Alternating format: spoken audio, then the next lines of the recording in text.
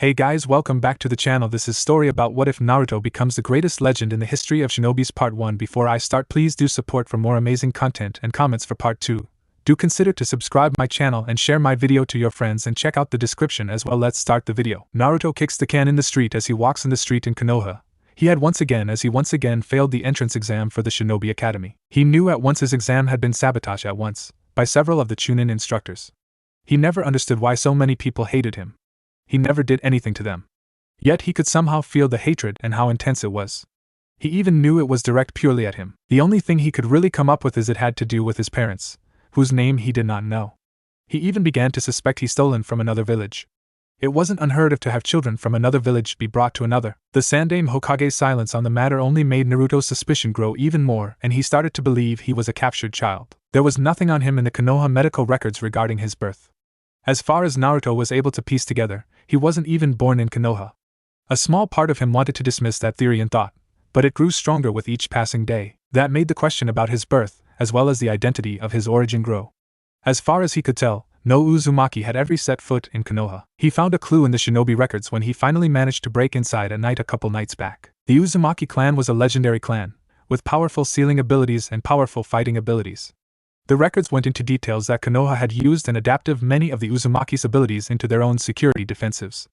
However, their origin was unknown, as much of the records had been destroyed or removed. There were many lines that had been blacked out with a marker, making the words and knowledge lost. It was clear to Naruto he was an outcast of Konoha. He even began to suspect the Uzumakis were enemies of Konoha and he was stolen from them or given up in hopes for peace. All Naruto wanted was family to be here for him. If he couldn't have that, then just a single friend would be nice. Instead, the only thing he could do right now was kick the can and try to think of some way to find answers. However, he was sure the only one with answers was the Sandaime Hokage, and he wasn't talking. Naruto sighs and takes off down the street, ignoring the looks the villagers and shopkeepers were giving him. Getting fed up, Naruto took off and ran, not caring where he headed. He just wanted to clear his head. Without realizing it, Naruto was standing at a great tree. The tree that was created by the Shodaime Hokage. It was destroyed 6 years ago during the Kyuubi attack on Konoha. But the base of the great tree remains. Where the leaves dance, fire burns. The shadow of the fire will flash over the village, and the village leaves will grow once again. The voice of the third Hokage said. Naruto has pondered those words over and over again. They never made sense to him. The third Hokage always went on to say the village was family, and it was his job to look out for his family. Then why was he so unwelcome here? Why did the village, whom the third Hokage declared was family, shun him so much? The only thing Naruto knew for sure was that he didn't belong here. He knew somewhere his true family was out there. Naruto turns and walks away, unwilling to look at the tree any longer. The Sandaime Hokage was looking out his window from his office and could see Naruto walking away from the great tree. While many villagers gave him a negative report, several of his seasonal shinobis gave a different view. The most disturbing was Naruto's loyalty to the village. Many shinobis, even his own Anbu, have feared Naruto holds no loyalty to the village. In most cases, he would have Anbu keep a close eye on the individual. However, in this case, he could hardly blame Naruto for not having any loyalty to the village. The only thing he has received from the village was being shunned and hated. It was because of this, the village only pushes him further and further away. Parents weren't allowed to tell their children what Naruto was, but they made sure their children stay away from Naruto. Growing up friendless and without love was only causing Naruto to neglect everyone around him. Naruto was also starting to ask questions the third did not want him to ask, though he should have expected it. Naruto wanted to know about his parents and family. At first, the third Hokage said they died honorably against the Kyuubi, but Naruto began to push the questions. He wanted their names and to know who they were. These were questions the third avoided, and it seems to push Naruto further away. Naruto started to believe he was a political prisoner in Konoha, and his family were enemies of Konoha. The problem with that was if Naruto started to believe it, then he would turn against Konoha. The third sighs and looks at the picture of the Yondaime Hokage. Minato, how do I save your son? Still lacking a backbone, Saru? A voice said. The third blinked and looks down to see a short elderly woman standing before him. Genkai-sensei. The third said in shock. How you been, your foolish monkey? Truth be told, sensei, not well. I got many things occupying my mind. Like young Uzumaki Naruto? Genkai said. How did you know? The third said in shock. I've watched him for the past few days. This is not how the fourth wants his son to be treated or respected. It's also clear things will only get worse from here on out. He needs to learn the truth. It may be the only thing to save him, maybe. But the village, you need to grow a backbone. You've always lacked a backbone. That's why you let those stupid counselors and advisors push you around. Need I remind you that it is you that is Hokage, not the other way around? Genkai scoffed. You've lost your fire. Genkai-sensei, I'm still. The samurai knew, understood what it meant to stand strong in the face of the world. Remember what the Shodame Hokage told you. No matter what happens, no matter how the wind blows, it is your duty as Hokage to stand rooted as a tree and be strong in the face of the world when you do what is right. Even if the world is telling you it's wrong. The Sandame Hokage lowered his head as he recalled he was told that. Lately, he has been pushed around. Even when it came to the Uchihas, he was letting his advisors pushing him around. I take it you're here to take Naruto with you. I am getting old. Consider it payment for not being here when I was needed. Also, I wish to teach one last time. Then I have a request, take a small team with you. That way it won't appear to be favoritism towards Naruto. The third said, still lacking a backbone. Very well, I'll take a small team with me. Also, start acting like a Hokage. Genkai said as she disappears from view. 2 weeks later, Naruto was sitting in the classroom. He was surprised when he got his acceptance letter. He thought for sure the third must have done something to allow him to attend the academy. However, because he had the lowest scores, he was ranked last. Or as Inuzuka Kiba said, the dead last. It was a name that stuck with him since he arrived up at the academy. The very best in the academy was Uchiha Sasuke. For a strange reason, he had a large number of fangirls that seemed to cheer and follow him around. Today Naruto was laying his head on his desk waiting for class to start. Everyone was being so loud. Naruto wished for some peace and quiet. Iruka walks in and silence filled the class. Alright, listen up, today 3 of you are going to get a real treat. A personal training trip for 4 years with the renowned Shinobi, Genkai. Iruka said to the classroom. What? The class shouted. Genkai-san, please come in, Iruka said. Everyone watch as the door opens and an elderly woman walks in. What's this? She's just an old lady. Kiba shouted as most of the class started laughing. Be respectful, Kiba. Iruka shouted. She has trained the Yondaime and the Sandaime Hokage for years. She is perhaps the only person in the village who can fight the Hokage on even terms. I have decided to train 3 individuals for 4 years. I have watched you all for a week and have chosen 3 who will be my best students. Genkai said. She turns to look at Iruka, who nods his head. Right, I will now announce the 3 lucky students. Uchiha Kyoko. A young Uchiha female raised her head in surprise. Kuchiki Byakuya. There was no real visible reaction, but he too had a look of surprise. And Uzumaki Naruto. This time it was Naruto who was most surprised. He was for sure thought that Sasuke was going to be chosen. Alright, you young whippersnappers, we leave in 30 minutes, so say your goodbyes cause we got quite the hike to go. 30 minutes later they were out the gates and walking the village. What are you going to teach us? Naruto asks. I will teach you the art of chakra. As well as how to act and think like a shinobi. Genkai responded. That doesn't tell us much, Kyoko said. We could have stayed at the academy for that. Byakuya said nothing. His grandfather, the only shinobi other than the Hokage and counselors who was alive during the Foundation era, told him Genkai was a master well respected and very powerful. It was a rare honor to study under her. He told Byakuya to take every lesson seriously and learn as much as he can. Nothing else was said as they hiked through the forest. After nearly 3 hours of walking, they finally reach a dojo in the middle of nowhere. Alright, I know you're tired, but this is a good chance to train.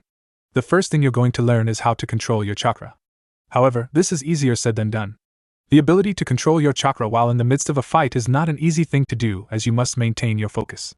So I'm going to teach you something you wouldn't normally learn until you're genins.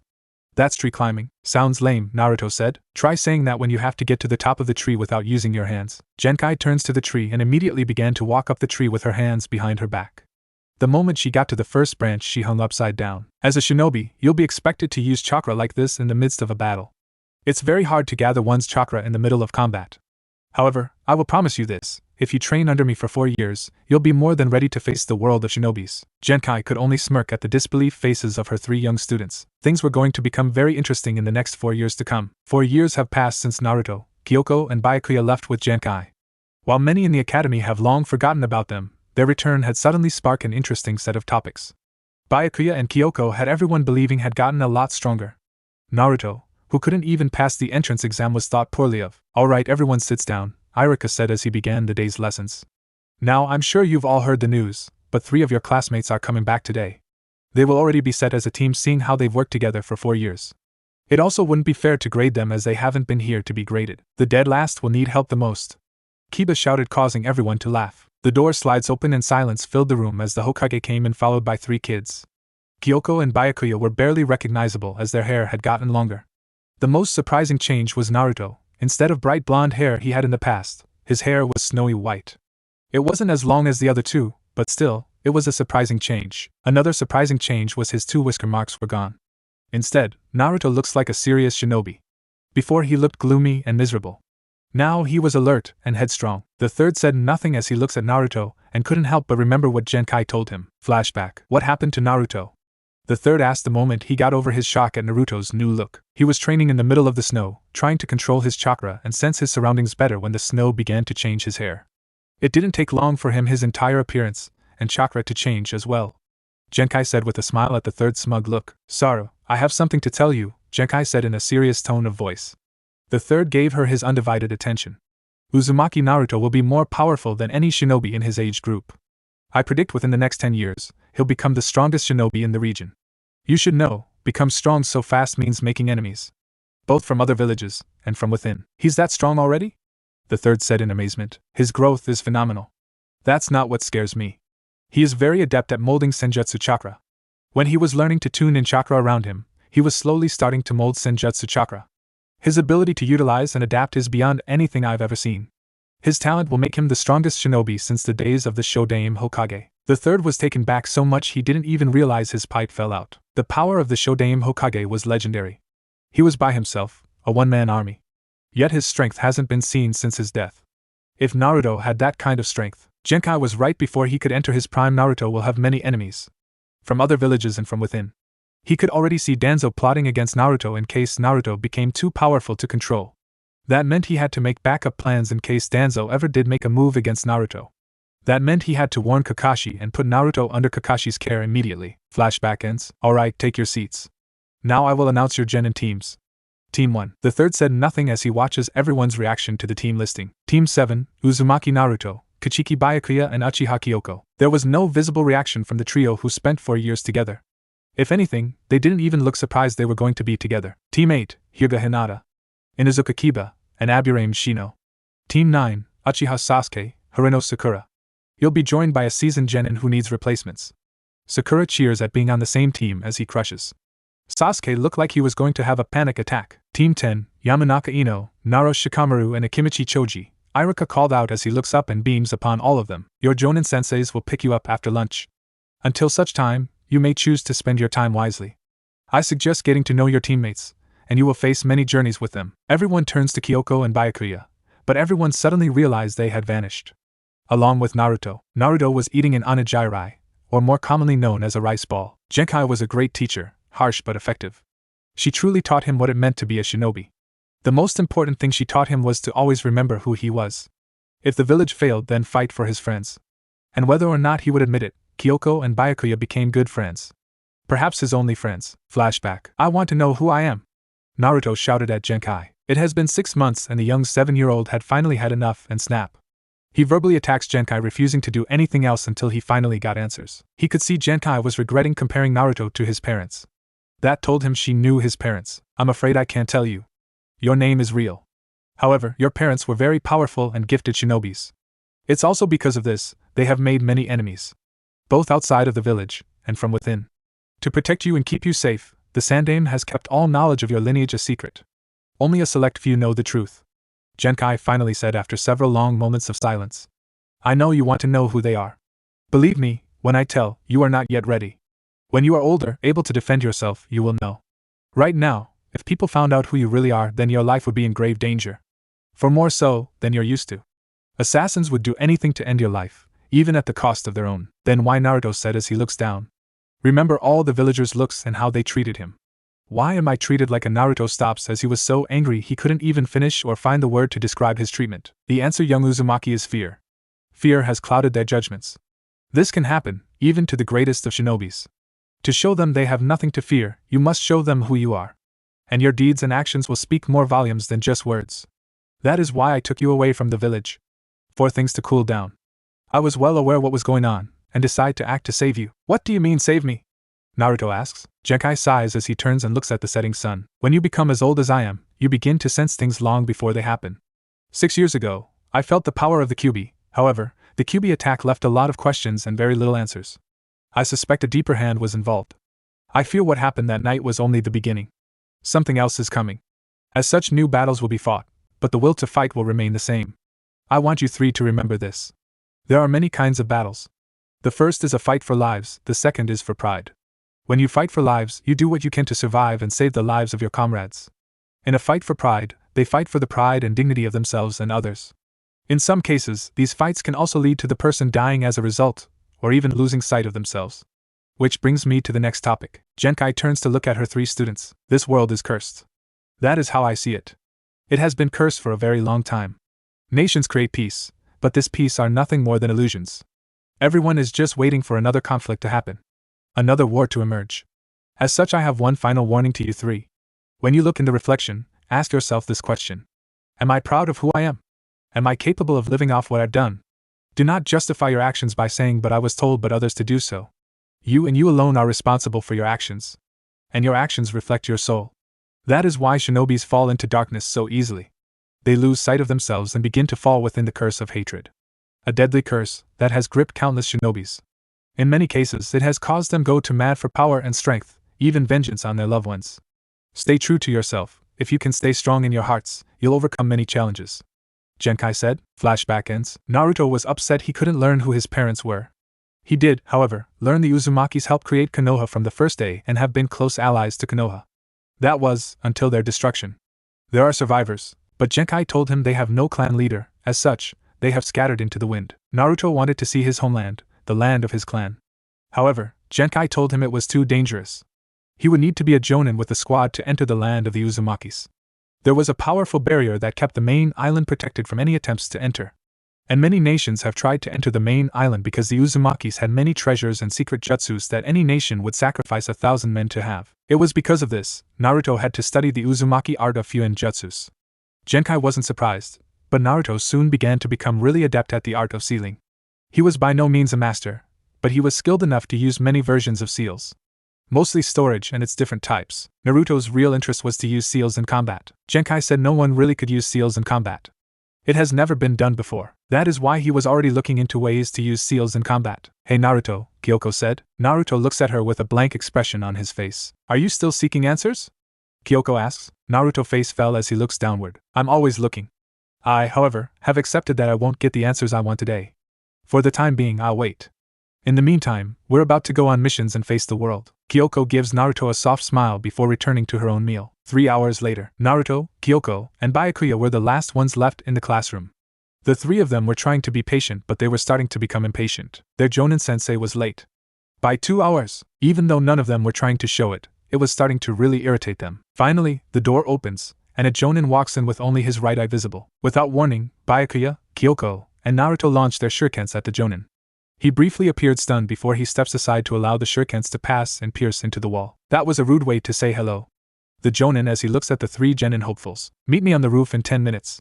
He said as he disappeared in a whirl of leaves. On the roof, the three genins were glaring at their Jonin sensei. Alright, let's start by introductions. The Jonin said. What are we supposed to say? Kyoko asks. State your names, hobbies, dreams for the futures, and things you hate. He said. Why don't you go first? Naruto said. Me? I'm Hatake Kakashi. I have no intentions of telling you my likes and dislikes. As for my dream, Kakashi looks up as if he was in deep thought.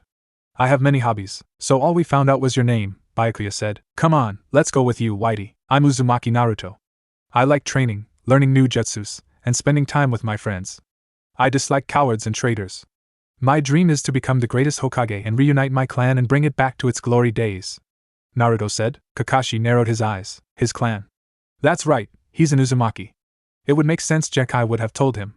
It also makes sense, because, with the death of the clan leader Uzumaki Ashina-sama, as well as the death and destruction of their homeland, they drifted into the winds of other countries.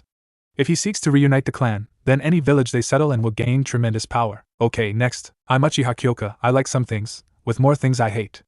My dream is to avenge my clan and bring justice to the one who took my clan away from me. That's a dark path. I'm Kuchiki Byakuya. My dream for the future is to bring honor to my clan and become its greatest clan leader. We got a one with social problems, a vengeful seeker, and a powerful and unstable kid. This could interesting. Alright, now that we have done that, we're going to do something only the four of us can do. What's that? Naruto said. Survival training. Kakashi watches for their reaction and immediately could tell the three were suspicious of his words. This is not normal survival training. If I tell you you're going to flip? Kakashi said begins to chuckle for a bit. He calms down and speaks in his serious tone of voice. Out of all 30 graduates, only 9 will have the chance to become genin. Those that fail will return to the academy. In other words, this is a test that has a 69% failure rate. All 3 got a visible reaction as their eyebrows twitches. Clearly, they were upset. "See, I told you guys we're going to flip," Kakashi said with his famous eye smile. "Then what was the point of the graduation?" Naruto shouted. Kakashi looks at him in surprise as he has never heard Naruto give an outburst or heard of him outbursting. "Oh, that? That was to see the potential of those who had a shot at being genin," Kakashi said. Byakuya was starting to shake. He brings his hands up together and tries to calm himself down. Kakashi gets up, enjoying his little fun. "Now then, the meeting is over. We meet tomorrow at Training Ground 7. Oh yeah, before I leave let me give you one piece of advice. Don't eat breakfast, you're just going to throw it up." Kakashi disappears in a swirl of leaves, leaving behind the three dumb-fooled genins. It was 5 am, and Naruto wasn't even awake or had time to get used to Konoha again. Yet he grabs his gear and looks at his tanto. He wasn't sure if he was ready to use it yet, but against a jonin. Naruto sighs as he puts on his gear. He still had an hour to get ready, but his training with Genkai had taught him to never take any time of mission or training lightly and come prepared, even if he didn't know what was to be expected. Half the time, shinobis were sent into areas completely in the dark, mostly because unexpected things happen, and that got them killed. Harry walks out his apartment and quickly goes to the training ground. Kyoko and Byakuya arrived at the same time as he did. After 4 years of training, they all developed the same sleeping habits. 6 arrive and Kakashi has yet to arrive. It wasn't until 8 o'clock and the sun rising in the sky that he finally appeared. "Good morning," Kakashi said. "I was on my way here when a black cat crossed my path," Kakashi began, but quickly ducks when his 3 students launched their shurikens at him. "Alright, let's begin," Kakashi said as he sets down the timer. "You have until noon to complete your objective. In this case, you must get these," Kakashi said as he holds up 2 bells. "You must get these bells from me before noon. If you don't, I'll tie you to those logs and eat lunch in front of you." At that moment, the 3 students' stomachs growled as they realized why he told them not to eat breakfast. Kakashi's eye smile grew wider at the thought of tormenting his students. "Alright, start," Kakashi said. The 3 genins disappeared from view, but Kakashi was able to track their movements well, even though they haven't said a word to each other. They went their separate ways. They were able to grasp the situation without having to ask questions. Now, how will they approach me? Kakashi wonders as he looks around the apparent empty clearing. The primary principle of the shinobi is to hide their presence from detection. Those 3, their skills are above genin level in stealth. They're hiding well. Now, who will lose patience first and make the first move? Kakashi didn't have to wait long as more shurikens appeared aiming for him. Kakashi sidesteps the attack only to look to his left and sees Naruto attacking him. "He's going on my left side, which he believes is my blind spot. Not bad," Kakashi thought as he brings up his hand to block the incoming fist. Naruto recovered in midair and throws a roundhouse kick to Kakashi's face. Kakashi's ducked the blow, but his eyes grew wide when he realized Naruto was removing a hidden weapon. A tanto came from his back as Naruto swings the blade at Kakashi. "I knew they would come at me with intent to kill, but this is insane. Genkai-same, what on earth did you teach them?" Kakashi grabs Naruto's wrist before throwing him into the ground. Quickly Kakashi sits on him, while keeping his arm locked in place. "Taijutsu is 1-3 shinobi tactics. You seem to be fair in it," Kakashi said as he brings up his right hand into this pouch and brings out his book. Flirting Paradise came out to play. One of the key aspects in taijutsu is to never let your opponents get behind you or move faster than you.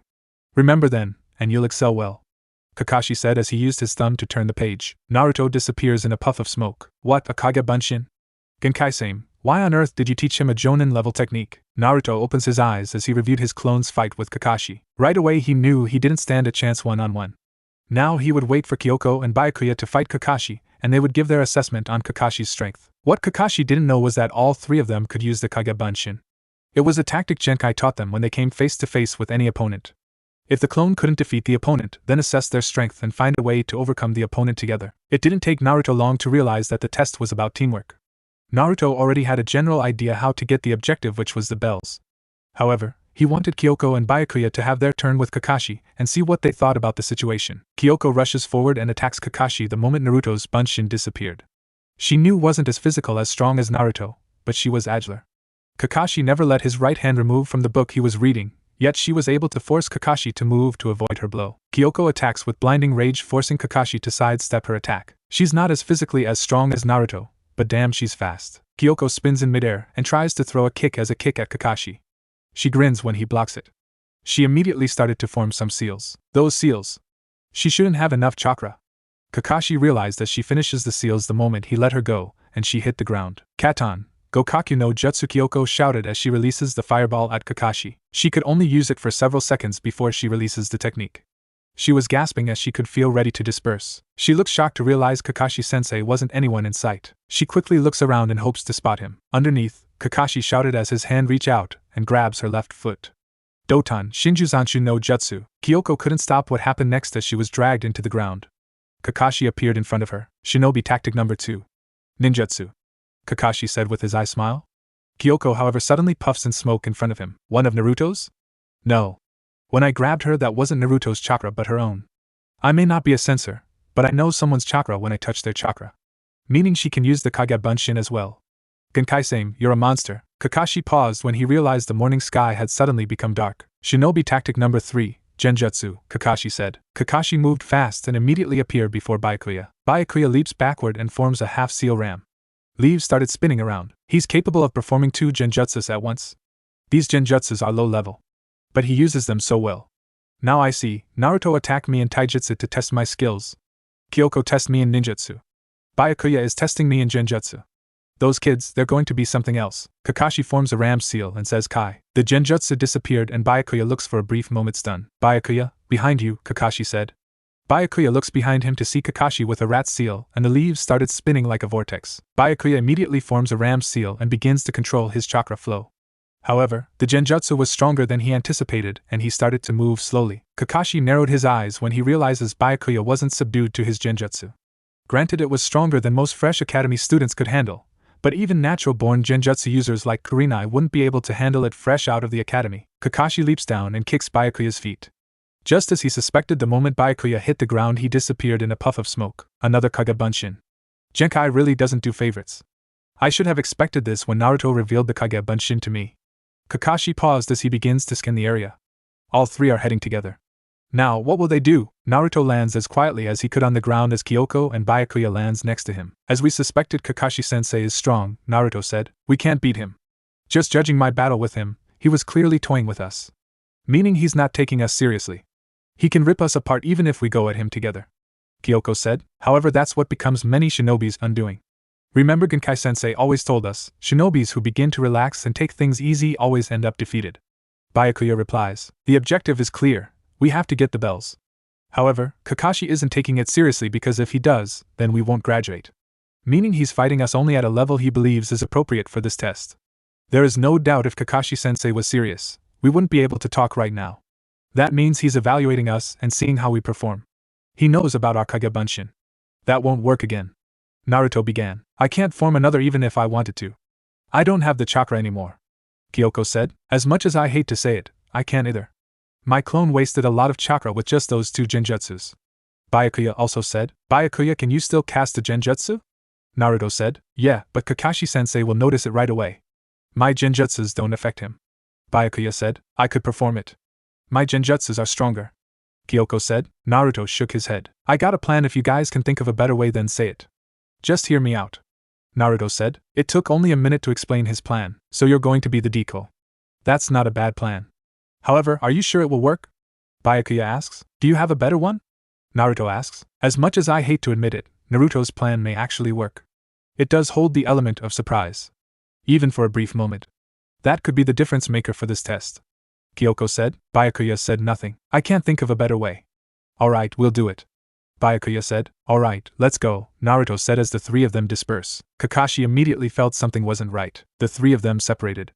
No, I can't detect 2 of them on genjutsu. Smart kids. Does that mean? As if on cue, Naruto appeared with 3 Kage Bunshins. Well, I'm not surprised you can make more than one, Kakashi said. However, with your chakra levels, you can only hold it for about 2 minutes. Are you sure that is why to beat me? Kakashi watches Naruto's reaction. He just grinned like a goofy 10-year-old. Naruto and his clones begin to form hand seals as they charged at him. Henge! All the Narutos shouted. Kakashi eyes open wide when the smoke cleared. Naruto had changed into characters from Flirting Paradise. Naruto immediately began to say lines from the book, all while acting it out in front of him. Spoilers. No! Kakashi claps his hands over his ears and shuts his only visible eye. Kakashi opens his eyes when he heard the sound of bells ringing. Opening his eyes and looking at the trio, Kyoko stood there with the bells along with Byakuya, who was grinning for the first time. Naruto, however, how the biggest grin of all. Okay, spill, how? Kakashi said. He wanted to hear how they could have pulled it off so well. Simple, we observed you, Kakashi-sensei. You pulled out that book and said you really wanted to know what happens next. Meaning you haven't read the book yet. That's all it took for me to create a distraction. Byakuya used his remaining chakra to cast a genjutsu on me to mask my approach on you from behind. If I had come running normally, you would have heard me, meaning Naruto's distraction would have been wasted. While the genjutsu was cast to mask my sound, Naruto waited until I was within striking distance to create his henge. Kyoko said. From there it was simple, you merely made the mistake of keeping all your attention on Naruto when there was 3 of us, Byakuya added. Naruto used himself to distract me and keep attention on him, while Kyoko attacks me from the rear with Byakuya supporting her. That's teamwork you don't find in genins.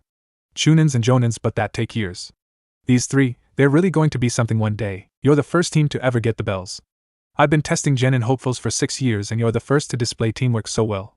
That is what this test was about. Teamwork. In Konoha, we value the lives of our comrades as much as our own. Individual skills are important. However, working with others is just as important. That means when you put on that Konoha forehead protector, you are a team member of the village. I want you 3 to follow me, Kakashi said as he leads them to the fire memorial stone. I want you 3 to look at these names. These are the names of heroes who died in the line of duty for the village.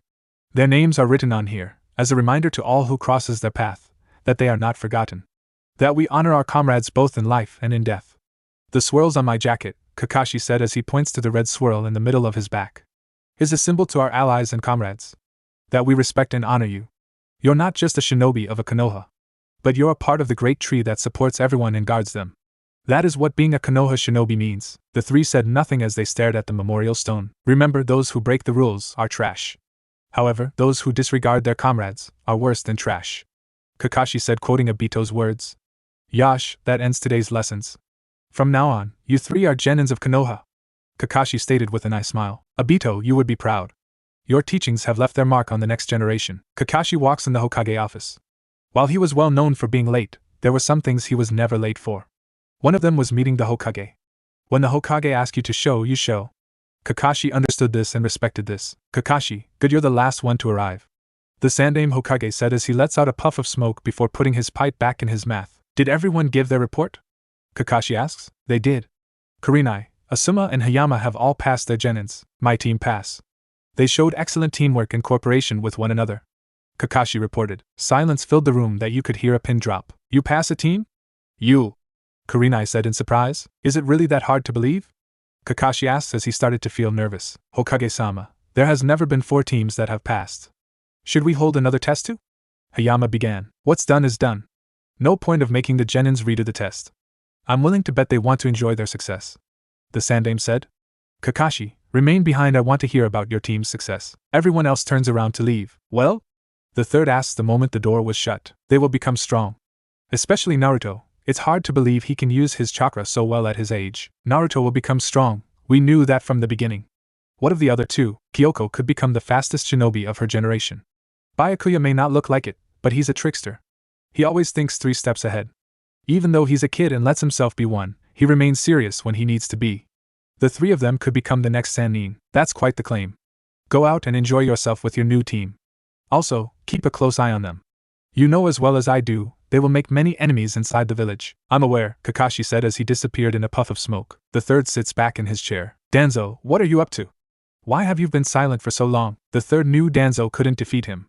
That's what made him so frustrated, was that he was stronger than him. He doubts he would face assassination attempts soon. However, Danzo hasn't done anything lately that made him wonder what he was up to. Especially with Naruto's return. Kakashi walks through the street thinking about his own time with Team Minato.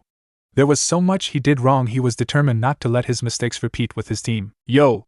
My eternal rival! A loud booming voice shouted, causing Kakashi to wince at Guy's sudden appearance. Guy appeared in front of him with his genin team. Did you say something? Kakashi said. Damn you, Kakashi, and your hip attitude, Guy said. What do you want, Guy? Kakashi asks. Are the rumors true? You took a genin team, Guy said. Yeah, I'm about to meet them for curry, Kakashi said, wishing he had it. Yash, my team will join yours, Guy shouted. You know how important these moments are, Kakashi began. Let's go meet Kakashi's team, Guy said to his team, igniting his good guy pose. Kakashi sighs, knowing he couldn't stop Guy from joining on his team meeting. You're late, Naruto stated. Sorry, but I ran into a comrade who insisted on joining, Kakashi stated as Guy and his team walk in. Yo, Kakashi's pupils. How are you on this youthful day? Guy said. The trio looks at him as if he had grown a rather large head. They're not really talkative, Kakashi said as he sits down and looks at his menu. Meet my students, Guy shouted. Lee, Niji, and Tenten. The trio said nothing as their meals had arrived and they turned their attention to their food. Guy, Kakashi said, as his food arrived. You know these moments are special for a team. Guy paused then started laughing. Of course, my eternal rival. The next time we meet, my pupils will destroy yours, Kakashi. Guy said before he walks off laughing. The students all wave goodbye except the Hyuga who glared at them before he scoffs and walks away. Eternal rival? Naruto said once Guy's team was gone. He's been chasing to beat me ever since we were kids. He's always been persistent. Now, let's eat. Kakashi said. Hey sensei, Kyoko asks. What is it, Kyoko? Kakashi said. What type of missions are we going to be doing? Kyoko asks. You're rookies, so it won't be anything intense. Basically, you'll be doing chores around the village and improving your skills. Only until you've proven capable of handling yourself that you will be given better missions to suit your skills. Kakashi said. It better not be boring. We've been training for 4 years to do something serious. Naruto said. You're going to have to take it slow and work on your teamwork before you get any serious missions. It will take time, but you'll get there.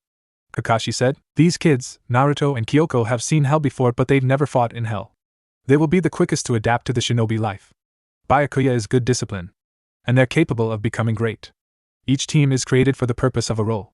If I was to take Guy's team, they would be a heavy combat team. Kurenai's team is a recon team while Asuma's team is an intelligence and backup team. This team can become an all-rounder type. Capable of combat, intelligence gathering, and recon. Kakashi thought with a smile. A team like this hasn't been assembling since Minato-sensei's team. Nothing much was said as Kakashi watched his 3 students talk happily about being shinobis. Thought he was going to regret the bill they were going to rack on him as they ate a lot of food. Naruto walked home after saying goodbye to Kyoko and Byakuya. In front of his door, he notices a chunin standing there. One of the academy students. Uzumaki Naruto, I'm here with a mission for you. The silver-haired chunin said. What is it? Naruto asks. The village council doesn't believe you deserve to be a genin after being away from the village for so long. They have decided to grant you and your teammates a special test to see if you truly qualify to be a genin. Naruto blinks. He knew the council didn't like him, but this was new. What do I have to do? Naruto asks. Your teammates are being met with other chunins and are giving their own assignment. Your assignment is to steal the village's scroll of sealing and meet me at a rendezvous point near the outskirts of the village. You have until midnight to complete your task. What's your name? Naruto asks. Mizuki. Naruto narrowed his eyes while looking at Mizuki, who was smiling at him. Something in his gut was telling him something was wrong with this mission. But the only way to know for sure what was going on was to do the mission. He would have sought Kakashi-sensei, but he didn't know where Kakashi-sensei lived. Later that night, the Hokage was standing before a group of chunins and jonins that came to respond to the unexpected theft. Hokage-sama, you've been warned the demon brat is no good. Now here's the proof. Give us permission. A jonin shouted. Hokage-sama, enough. We don't have intelligence regarding the reason behind this theft. Bring Naruto to me at once. What is going on? This isn't like you, Naruto. Naruto was speeding towards the forest where a small cabin was in the woods. Naruto looks around to see Mizuki, but he was nowhere to be found. Naruto opens the scroll and could see some jutsu's formula were on the page. Kage Bunshin no Jutsu? Naruto said. He already knew the jutsu, but he continues to read it. What he read made his eyes baffle. About the Kage Bunshin's special ability. He realized it was defiantly going to be useful when he was training. He moved to the next and read what was written on there. Naruto! A voice shouted, causing Naruto look up to see Iruka-sensei heading towards him. Iruka-sensei, Naruto said as he got to his feet and holds the scroll up. The scroll was heavy and as tall as he was, but so far Naruto was managing. Why did you steal the scroll of sealing? Iruka asks. Naruto blinks as he looks at Iruka. This is supposed to be a test the council gave me, Naruto said. A test? Without Hokage-sama approval? So it was a trick. Mizuki is after the scroll of sealing. I should have told the old man at the very least. At that moment shurikens appeared from trees heading for them. Iruka, being more seasonal, pushed Naruto out the way before taking the blunt of the attack. He brought his arms up to his face to protect them from getting impaled. Mizuki jumps down on the lower branch with 2 large Fuma shurikens on his back. You did well to find this place, Iruka, despite not being a sensor-type shinobi. I thought for sure this place was forgotten. Mizuki said. Naruto reaches for his tanto and got in a defensive stance. He wasn't sure if he was able to fight a chunin, but he wasn't going to go down without a fight. Well, it seems like my plan has been ruined. But it doesn't change anything. The scroll of sealing will be mine.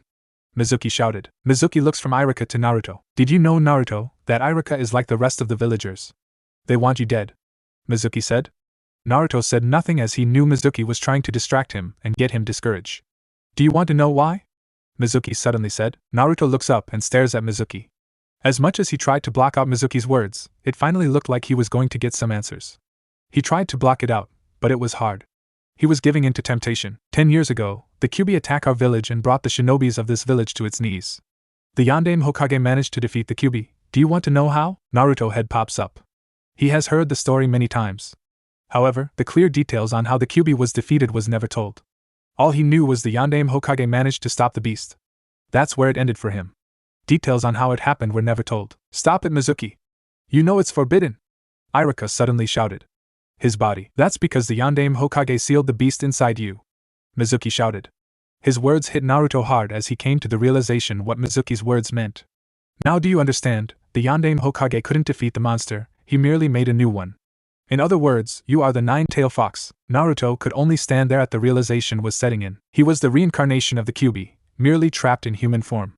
That meant he was destined to become the ultimate evil of the world. He would kill his friends and destroy the village and wreak havoc and destruction upon the world. Once I kill you, the village will recognize me as the village's greatest hero, Dai Kyuubi. Mizuki shouted as he grabs his Fuma Shuriken and throws it at Naruto. Naruto! Iruka shouted. The Fuma Shuriken hits Naruto in the chest, causing Iruka to open his eyes wide in shock. Naruto and the scroll of sealing disappeared in a puff of smoke, leaving behind a stump in his place that was impaled with the Fuma Shuriken. What?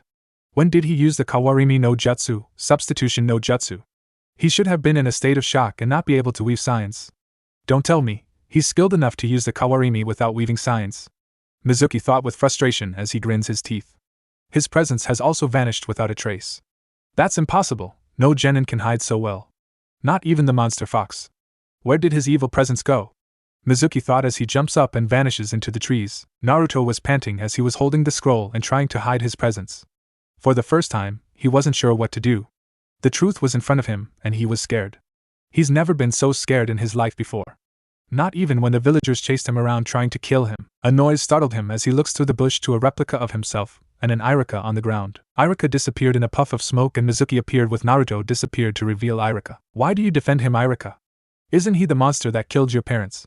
Mizuki asked without a care in the world. That is true. The Kyuubi did kill my parents.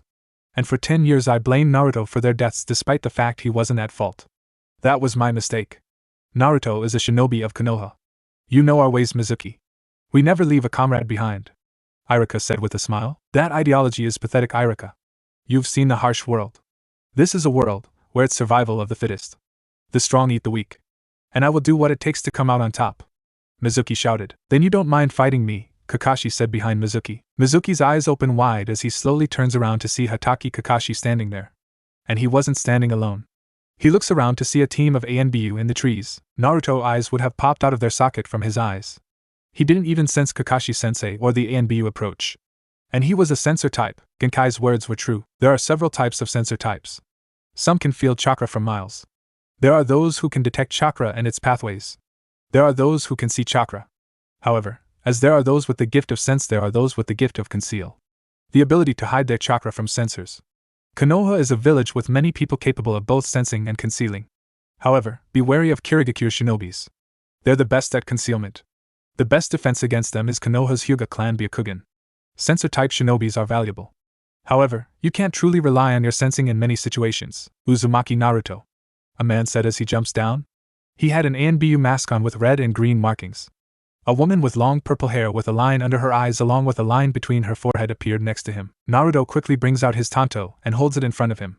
After what Mizuki told him, he didn't know who was a friend from foe. We're here under Hokage-sama's orders. Rest assured, we know what has transpired here. Hokage-sama has already been told. However, we need to take the scroll of sealing back. Or you will be punished for stealing it in the first place. The man said. The woman grabs the scroll of sealing and Naruto made no motion to stop her. Hokage's office. I see everything has calmed down. The Sandaime Hokage said as Naruto stood in the room with Kakashi and the ANBU. Is it true? Naruto asks. The third looks at Naruto with a hard look. Mizuki may not have fully understood what he told you, but yes, it's true. That night, the Yondaime Hokage sealed the Kyuubi inside of you. Then I am the monster reborn, Naruto said with his head down. Naruto. The third said. He holds a kunai and a scroll in his hand. This kunai is the Kyuubi, and the scroll is you. If I sealed the kunai inside the scroll, does that mean the scroll is the kunai? No, it's still a scroll with a kunai sealed inside of it. Naruto answers. He learned that in his first week at the academy. Exactly. The same is said about you. You may have the Kyuubi sealed inside of you, but you are not the Kyuubi. I did not want to tell you this until you were older. You were far too young to carry such a burden, yet you carry it. I wanted you to have a happy life without knowing the burden you carry. Perhaps I was being a fool. That's why I let Genkai-sama take you away. To give you some peace outside the village. Why was I chosen? Naruto asks as he clutches his fist. I cannot tell you that, at least not today. The third said. Why? Naruto shouted. I'm sure Genkai-sama has already told you, but your mother and father were powerful shinobis. They made many enemies, both outside the village and inside the village. Understand, for your safety you cannot know, not until the day comes when you can defend yourself. And when is that? Naruto asks. I see you have no intentions of just letting this go. Very well, I shall tell you everything, the day you become a jonin. However, understand, the moment the truth is revealed, many people will come to kill you. You must get stronger before that day comes. The third said. Then I have to get stronger? Naruto said. Naruto, you were assigned to me because I'm also here to protect you. I know it's hard, but for your own safety, you'll have to wait until you become strong. Kakashi said. Naruto said nothing. Naruto, you will have a difficult road ahead, but the day will come when you will have what you desire. You just need patience. Now go home, and get some rest, you have a busy day tomorrow.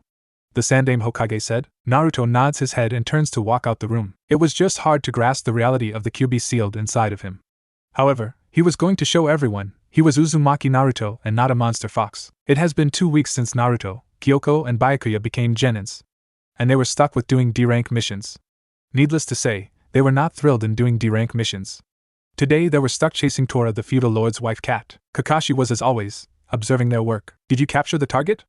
Kakashi said into his mic. We got it, Byakuya said in his mic. Kakashi could hear the sound of struggling in the background and could only assume Kyoko and Naruto were wrestling with the cat. Yash, capture lost pet Tora complete. Isn't there better missions we can do? Naruto shouted into the mic that sent Kakashi flying backward. Kakashi gets up and sighs. Despite having to mask his emotions, Naruto was still a 10-year-old boy and would lash out with his emotions if he was upset. He only prayed he wouldn't do something to Hokage-sama, cause he would end up paying for it if he did. Kakashi watches Naruto nervously as they turn in their mission report.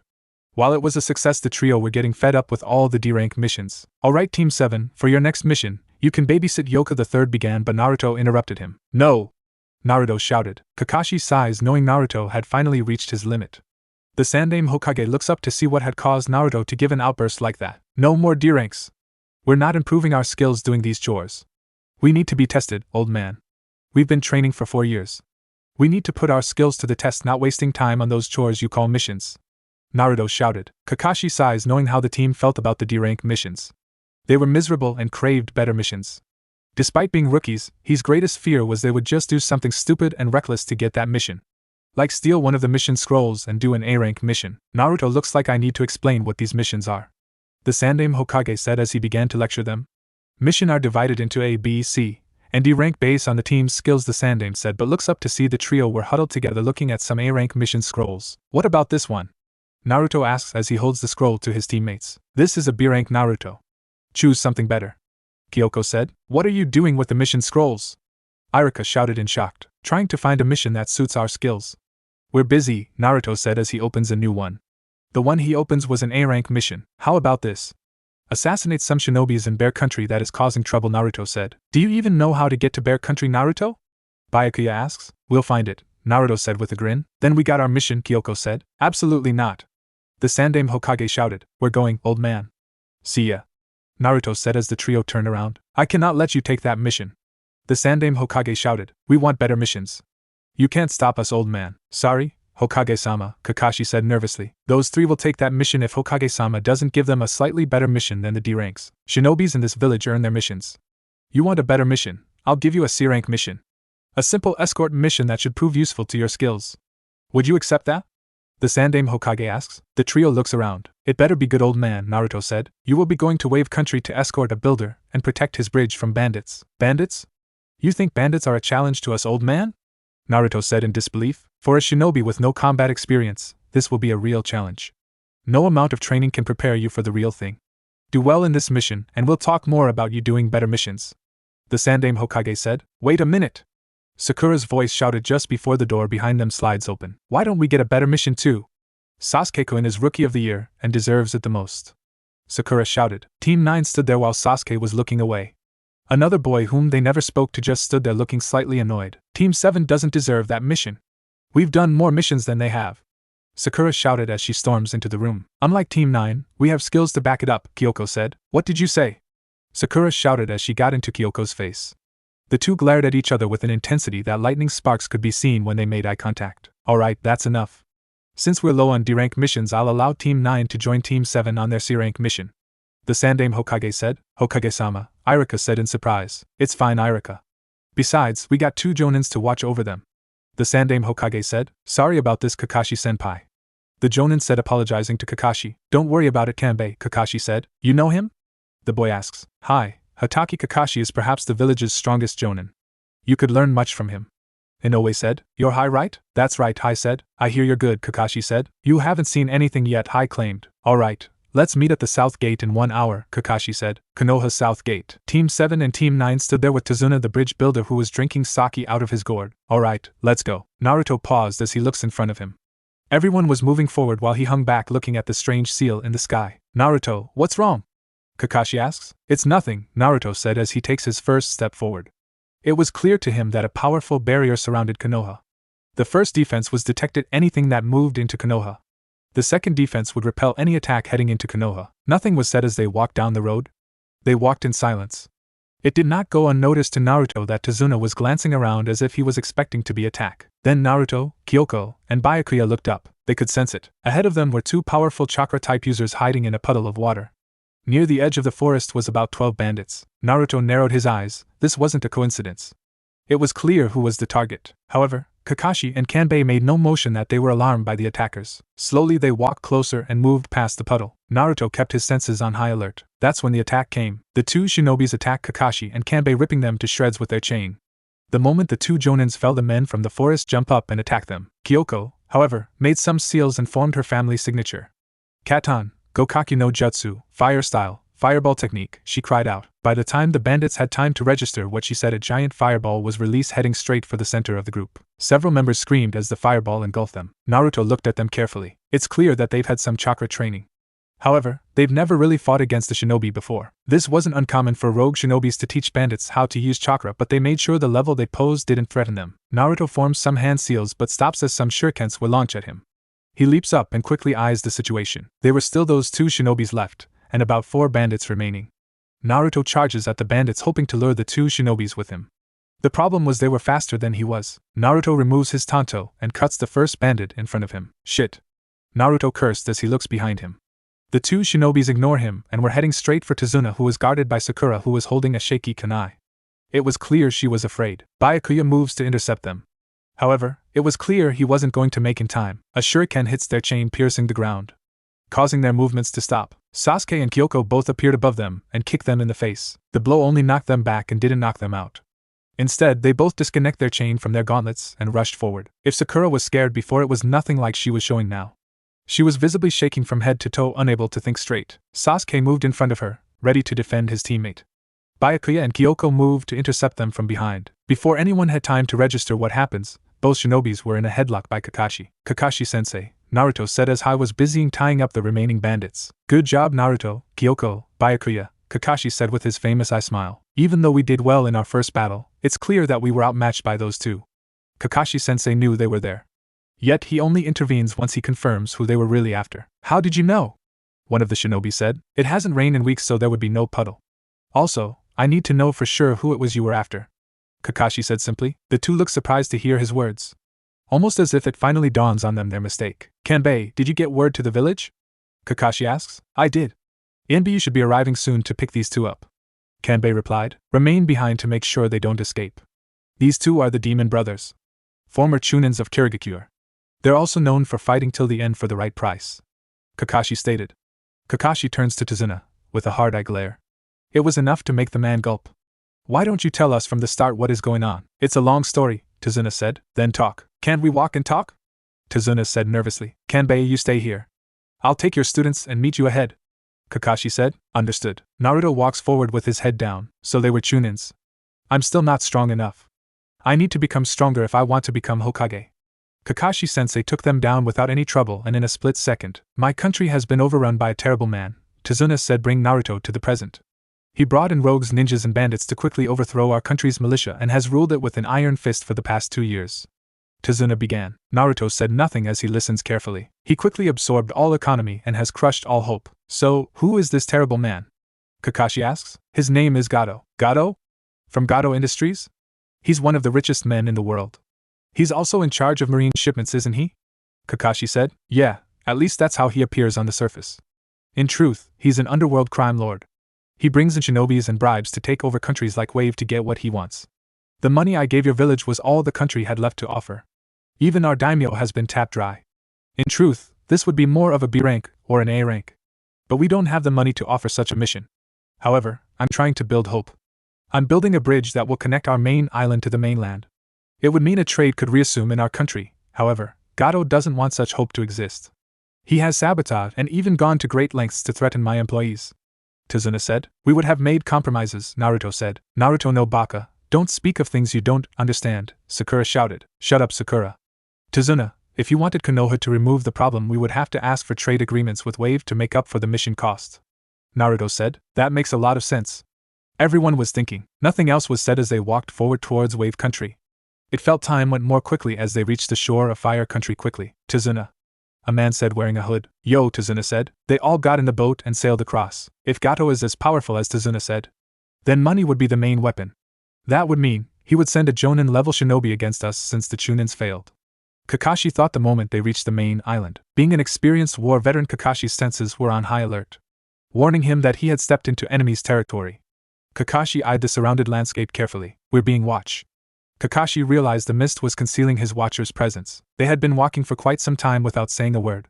They just walked in silence. Naruto's senses picked up a slight detection ahead and tossed his kunai at the bushes to his right. He heard his kunai hit the tree bark. Naruto no baka! Sakura shouted as she hits him on the head. Don't scare us like that, she screamed. Kakashi went forward and looks at what caused his student release his kunai. What he was had him go on high alert. A snow hare? They should only be white during the winter. Naruto's sensing skills are amazing. Even I couldn't sense anyone here. A Jonin is here.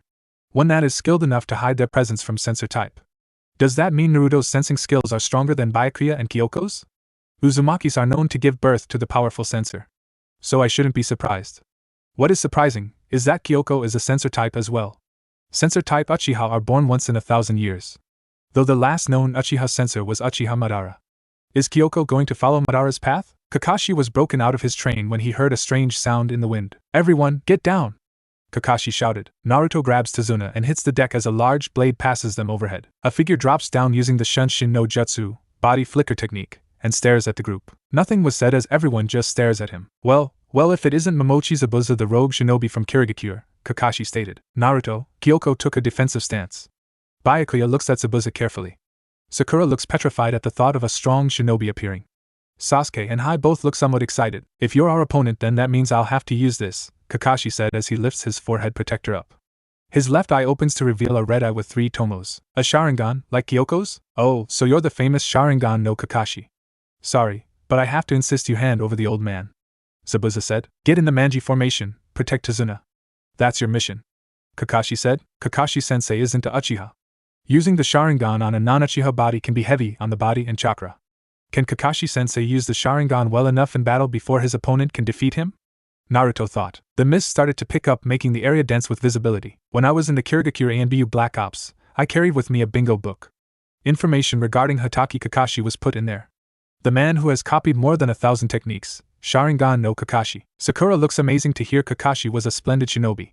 Sasuke was looking stunned at the sight of a Sharingan. Let's end the chit-chat here. I'm supposed to kill that old man. Naruto, Kyoko, and Byakuya were the first to move, surrounding themselves around Tazuna.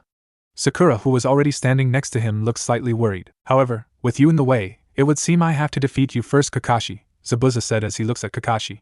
He grabs his giant sword, kicking the tree, launches himself at the water. Ninpo, Kirigakure no Jutsu, ninja art, hidden mist technique, Zabuza said as the mist suddenly became so thick he vanishes from sight. It didn't take long for the mist to make Kakashi disappear from view as well, and he was only 5 feet away. Kakashi formed a hand seal and chakra erupted, clearly a small patch of mist, allowing the 6 genins to see him. Momochi Zabuza, the first thing he'll do is eliminate me.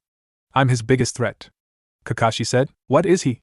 Sakura asks. Momochi Zabuza, a former member of Kirigakure's ANBU Black Ops. He's also a master at silent killing, Kakashi stated. Silent killing? Sakura repeated. As the name suggests, it's the ability to kill an opponent in absolute silence. No noise or sound is carried out. Momochi Zabuza is well known to have mastered this ability to the point he can kill opponents before they even realize he's even there, Kakashi stated. In other words, not a single sound can be heard when Momochi Zabuza is involved. Naruto paused. It wasn't the fact that Momochi Zabuza was capable of killing in silence, it was the fact that he could move around without detection. This meant he was capable of moving around while hiding his chakra. Byakuya was a sensor, but not a skilled one. Not like Kyoko and himself.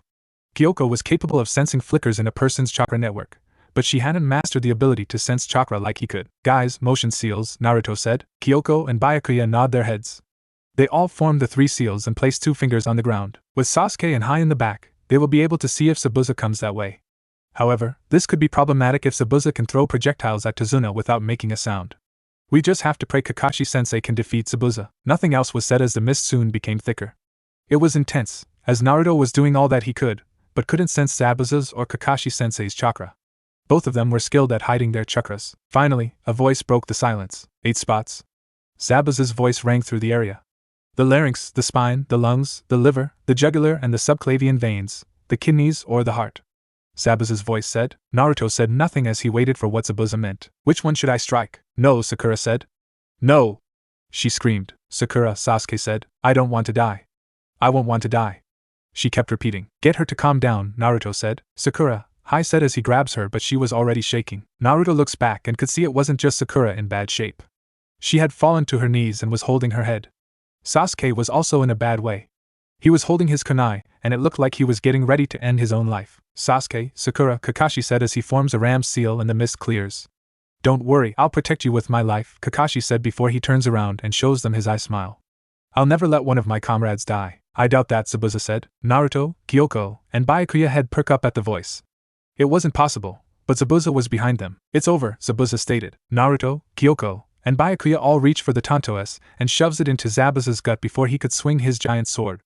Kakashi at that moment took a step forward towards them to intercept Zabuza. Naruto notices something strange about Zabuza.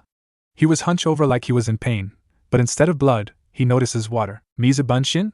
Water clone, Kakashi said. That's right, Zabuza said from behind Kakashi as the Mizu Bunshin dispels into a puddle of water. Before Kakashi could react, the giant sword cut through his midsection, cleaving him in half. Zabuza looked pleased with himself but paused when he notices Kakashi too dispelled into a puddle of water. Doton, Tsuchinami no Jutsu, Earth Style, Mud Wave Technique, Kakashi voice shouted. The ground began to shake, causing everyone to lose their balance. For Zabuza, his feet got trapped in some mud. You're right, Zabuza, it is over, Kakashi stated as he comes out the ground. You hid in the ground? Zabuza said in shock. Kakashi-sensei already made that Mizu Bunshin when the mist got thick and quickly replaced himself in the ground watching everything. He did all that without any of us sensing what was going on.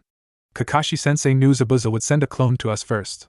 He hopes to lure real Zabuza out after he drops his guard after the clone was defeated. That also makes sense as Zabuza's voice was far away when he spoke. No way he wouldn't have gotten past our motion sensor seals without us nothing. That means, he made a Mizu Bunshin from the mist exactly behind us. You impress me, Kakashi. Your insight is better than I've heard. You had your clones speak to lure my attention away from the Gakis. After they had managed to defeat my Mizu Bunshin, you had your clone drop its guard to lure me in. Not a bad plan only. It's not enough to defeat me, Zabuza said from behind Kakashi as the trapped Zabuza turned into a puddle of water. Kakashi ducks, avoiding the giant blade from cutting him in half, only for Zabuza to kick Kakashi and sends him flying into the water. Zabuza rushes forward only to stop short when he notices some Makibishi spikes. How foolish. Still a monkey, Zabuza said. Kakashi emerges from the water and tried to get to his feet on top of the water. Kakashi, Zabuza stated from the ground. You lose. Mizu Bunshin no Jutsu, Zabuza stated. Zabuza quickly forms some hand seals as his clone appeared behind Kakashi. Suiro no Jutsu. Water prison technique. What happens next was a bubble of water surround itself around Kakashi, and the clone holding the bubble. Don't bother trying to get our Kakashi. It's capable of restricting your movements like a slug. It would be troublesome if you were moving around, so I'll deal with you later. First, I'm going to make you watch as I kill your Gakis, Zabuza said. Kakashi's eyes open wide. I shouldn't have gone near the water. As a former Kirigakure shinobi, he has the advantage with water. Now then, how should I deal with you Gakis? I don't expect I'll get much of a workout for dealing with any of you. So, there's no point in getting my hands dirty. I think one will do. Mizu Bunshin no Jutsu. A water clone emerges from the edge of the water and kicks the Makibishi spikes away. You Gakis wearing those forehead protectors, thinking you're real shinobis. You're just kids playing shinobi. But a real shinobi is one who goes through life and death experiences countless times. In other words, unless you get yourself in my bingo book, you'll never be a real shinobi. Guys like you are just Gakis, Zabuza clone said as he steps forward. Naruto grins his teeth and bursts forward. Naruto! Kyoko shouted. Naruto unsheathes his tanto and moves to strike against Zabuza. He brought his blade down only for Zabuza to stop it with his own blade. What? He didn't dispel into water? Naruto was stunned at the thought. Did you honestly believe I would dispel at your level? Zabuza said as he brings his foot back. I can't dodge. Naruto realized as his own feet weren't on the ground. Naruto brought his arms up as a shield to block the blow. The kick was powerful, sending Naruto flying backward. Naruto! Kyoko shouted as she jumps up and grabs Naruto. Only she couldn't stop Naruto from flying backward and they both hit the tree. Kyoko receives the worst as her back hit the tree and Naruto collided into her, literally pancaking her between Naruto and the tree. Kyoko? Naruto said. Kyoko coughs, as blood slowly makes its way down the corner of her lips. My ribs are broken, she said as she holds her ribs, trying to nurse them. You guys, take Tazuna and run. His Mizu Bunshin can't go far. You stand no chance against this guy. As long as he keeps me trapped in the water prison, he can't move very far. Force him to make a difficult choice. Sorry Kakashi-sensei, but that option become void the moment you got caught. What a minute, why is he sending a clone to deal with us instead of himself? Naruto thought as he looked at the situation. With his skills, he could send the Mizu Bunshins around maybe 500 meters. Yet he hasn't budged an inch since he faced us. Is it because he can't? The water prison, I see he has to stay within a certain range of his clone to keep it functioning. If he drifts too far his jutsu it will fall apart, and Kakashi-sensei will be freed. Hey Kyoko, can you still fight? Naruto asks. Not well, Kyoko replied. Attack Zabuza with your shurikens, Naruto said. The only reason why you Gakis managed to dispel my previous Mizu Bunshin is because I allowed it. In other words, you didn't dispel my Mizu Bunshin, I did. Zabuza stated in amusement. Zabuza paused as he notices something above him. How naive, Zabuza said as he grabs Sasuke by the throat. Sasuke drops his Fuma Shuriken and was trying to grasp for air as Zabuza was crushing his windpipe. Trying to attack the real me thinking I was distracted by that other Gakis? Not a bad idea, only it won't work on me, Zabuza said. Zabuza paused when he realized some shurikens were heading his way. Zabuza said as he tosses Sasuke into the shurikens. Zabuza's eye opened wide when the shurikens bend away from Sasuke but still heading towards him. Wire strings. Zabuza ducks the shurikens and nearly took a step forward. It was that instant that Naruto felt the water prison chakra shift. Zabuza retracts his foot allowing the flow of the water prison to remain. I was right. He can't move any further. Sasuke, Naruto said as he picks up Sasuke on the ground. Kyoko and Naruto with Sasuke over his shoulder returns to the group. Guys, don't make things worse. Not even Sasuke-kun was a match for him. We should do what sensei says and run away. That way, he can't move anymore, Naruto said, causing Sakura to shut up. Isn't that right, Zabuza? That's why you won't finish us off yourself is because you can't, Naruto stated loudly. This caused both Zabuza, Kakashi, and everyone else to look at him. Naruto is not good at forming strategies. He's never has been. Not even when Genkai put us all through those trails. However, he is gifted in tactics. Genkai said most shinobis can either plan ahead or create a plan during battle. Naruto is the type that after careful analysis of the situation is able to come up with strategy in the midst of combat. This is a skill few have. Kyoko thought as she knew Naruto had her launch those shurikens at Zabuza for a reason. Don't get cocky, brat. If I felt like it, I can walk over there and kill you myself. Don't make things worse, Naruto. Let's go before Sakura began. Except you can't, Naruto stated. It's true if you were just using the Mizu Bunshin you would be able to. But you're using the water prison. You said you didn't need to get your hands dirty to finish us off. You said that because you were attacking us psychology. The truth is you can only be so far from the water prison technique before that jutsu will collapse. In other words, where you're standing is the furthest you can be away from your own jutsu, Naruto stated. In other words, you can only send clones to face us, Naruto stated in a boastful tone. Zabuza's eyes narrowed dangerously. It was hard to tell, but he actually looked frustrated. Then Zabuza started laughing. You got me figured out. You're right, I cannot go any further as long as I want to keep the water prison active. However, you cannot run from me like your sensei wants. My clone is faster than you and can move more than 1,000 meters from me. That is why I'm called the Demon of the Mist, Zabuza stated. 1,000 meters. Also let me tell you one thing, hiding from me is no good. I am a master at hunting through sound alone. Also, despite my disadvantage you pointed out early, there is still one thing you're overlooking. This is still my terrain, Zabuza stated. What are you doing? I told you guys to run. It should have been obvious what was going to happen once I was caught. Listen to me. Our mission is to protect Tazuna. Have you forgotten that? Kakashi shouted. I'm the one who should be apologizing. If I had told you guys the truth at your village you wouldn't be in this mess. Do what you want, Tazuna said. Kyoko, how are you feeling? Byakuya asks. My ribs are broken, but I'll live, Kyoko said as she was still holding her ribs. I got a plan, we'll be able to turn this around, Naruto said. Zabuza, however, heard Naruto and started laughing. You kids are funny. You're still playing Shinobi. When I was your age, my hand was already stained red with blood, Zabuza declared. This statement caused Sakura and Sasuke to take a step back. Hai could feel his arms shaking. As the Team 7 took a firm stance in the ground, the demon, Zabuza, Kakashi stated. Oh, you've heard of my name, Zabuza stated to Kakashi. A long time ago, in Kirigakure, it was also known as the Bloody Mist. Shinobi students faced their biggest hurdle and had to go through a special graduation ceremony. So you do know about our graduation exam, Zabuza stated. What kind of exam? Sakura asks. However, the fear was clearly in her voice as she was shaking badly. Zabuza chuckled for a bit as no one said a word. Students killing each other, Zabuza stated. Classmates who had shared dreams together were forced to fight each other to the death. The only way you would be accepted as a shinobi is if you killed your best friend. It didn't end until one of them died. This time Sakura moved her mouth to prevent herself from throwing up. The very idea was sickening. 10 years ago, Kirigakure was forced to change its graduation exam after a certain person appeared. That was because an evil demon had appeared the previous year. What he did left Kirigakure speechless. Without pause or hesitation, with no shinobi training of any kind, who didn't have the qualifications for being a shinobi, slaughters the entire graduation class. Over 100 students were killed by this boy. Kakashi said. That was so much fun back then, Zabuza said. His words had a heavy impact, forcing everyone to freeze in place. Zabuza water clone moved forward and drew back his giant blade. Naruto pushed forward and blocked the blow with his tanto.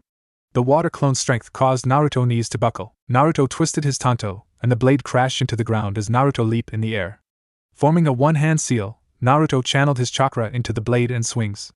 The clone looked for a moment stunned as the head was finally separated from the body. Finally, the water clone dispelled. A Fuma shuriken appeared around heading for Zabuza, aiming for me while using my water clone as a distraction.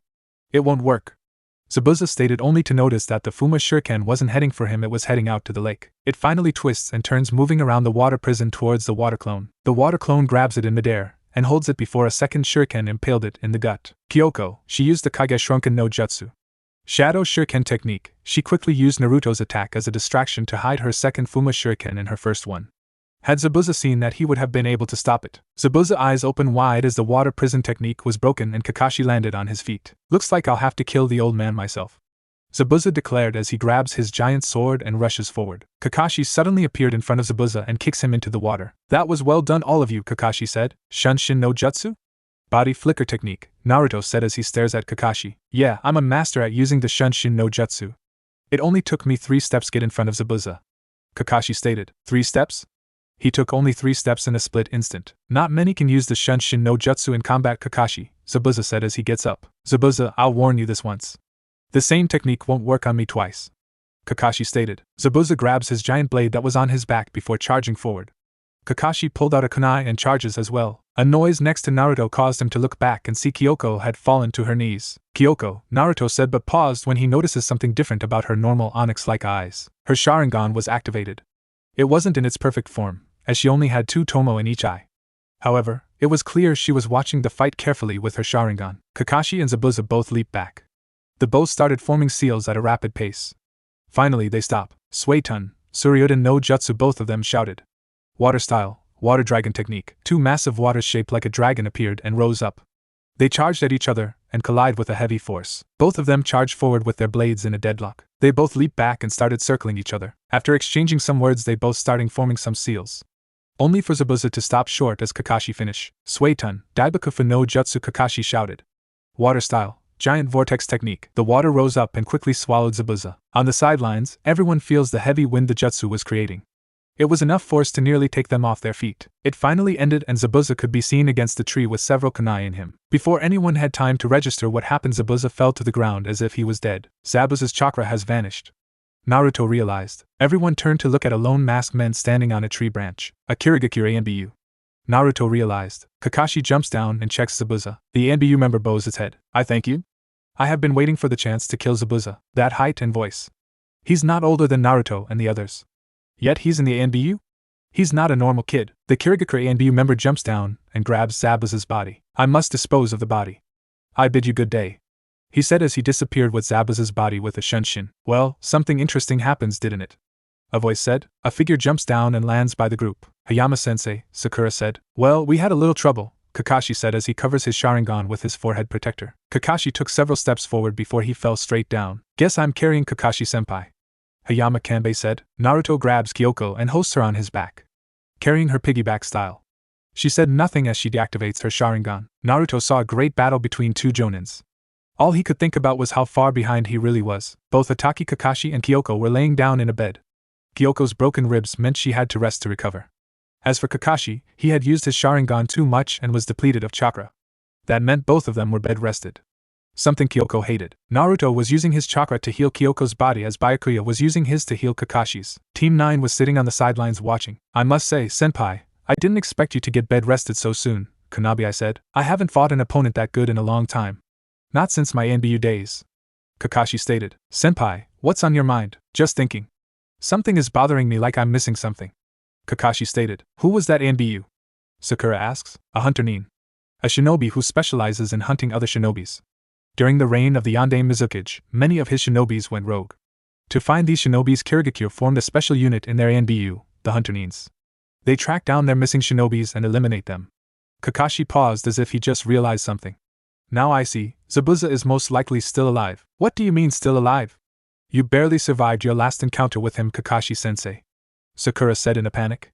It was clear she was afraid of Zabuza banging through the door to slaughter them. Last time the killing intent between two Jonins was enough to nearly kill me. Yet those three, Sasuke paused as he looks at Team 7. Those three weren't even affected. It was like they've been through that battle 100 times already.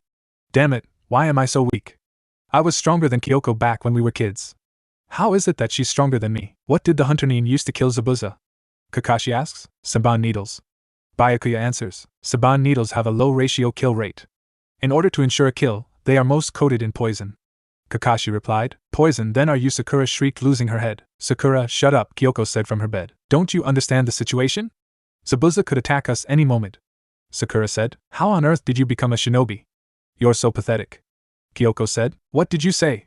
Sakura shrieked as her fear was suddenly replaced with anger. I'm saying you're pathetic, Sakura, Kyoko said. You're the one who is pathetic. I'm Kunoichi of the year, and you're the worst Kunoichi of the year. Get your facts straight. Sakura shrieked out loud. The only reason why you're Kunoichi of the year is that your mother sits on the village council. I'm willing to bet even Ino and Hinata are stronger than you. I also know this, despite my weakened state, you're no match for me either. Kyoko stated calmly. What did you say? Sakura, that's enough. Hayama Kunabi suddenly snaps, causing Sakura to fall silent. Kyoko speaks true. You are not near her level yet. She also went through 4 years of training under Genkai-sama. So it's clear that she is the strongest Kunoichi of your year. Well, I'm glad that you're all getting along. However, sensei, aren't you overthinking things? Tsunami suddenly said, speaking for the first time. One of the key aspects of a shinobi is deception. Also, Hunter Nins dispose of the bodies on the spot, and only take the head as proof of their kills. Instead, the Hunter Nin took Zabuza's entire body, despite the fact that Zabuza was much larger and heavier than his own, Naruto said. Correct. Also, Hunter Nins work in teams of 4. Yet that Hunter Nin was alone. This could only mean that he was Zabuza's partner, and the Saban were meant to save Zabuza. Kakashi stated. But how did Zabuza survive? You confirm it yourself that Zabuza was dead. Sakura asks. Most likely, Zabuza enter a near-death state. It's a state in which the body mimics death. It appears that the person has died, but in truth, their heart rate merely stops for a short time, about 1 pulse a minute. Then we have to get out of here. Zabuza could be coming right now. Sakura shouted. He won't be coming, Sakura. Kanbei suddenly said. Everyone turns to look at him.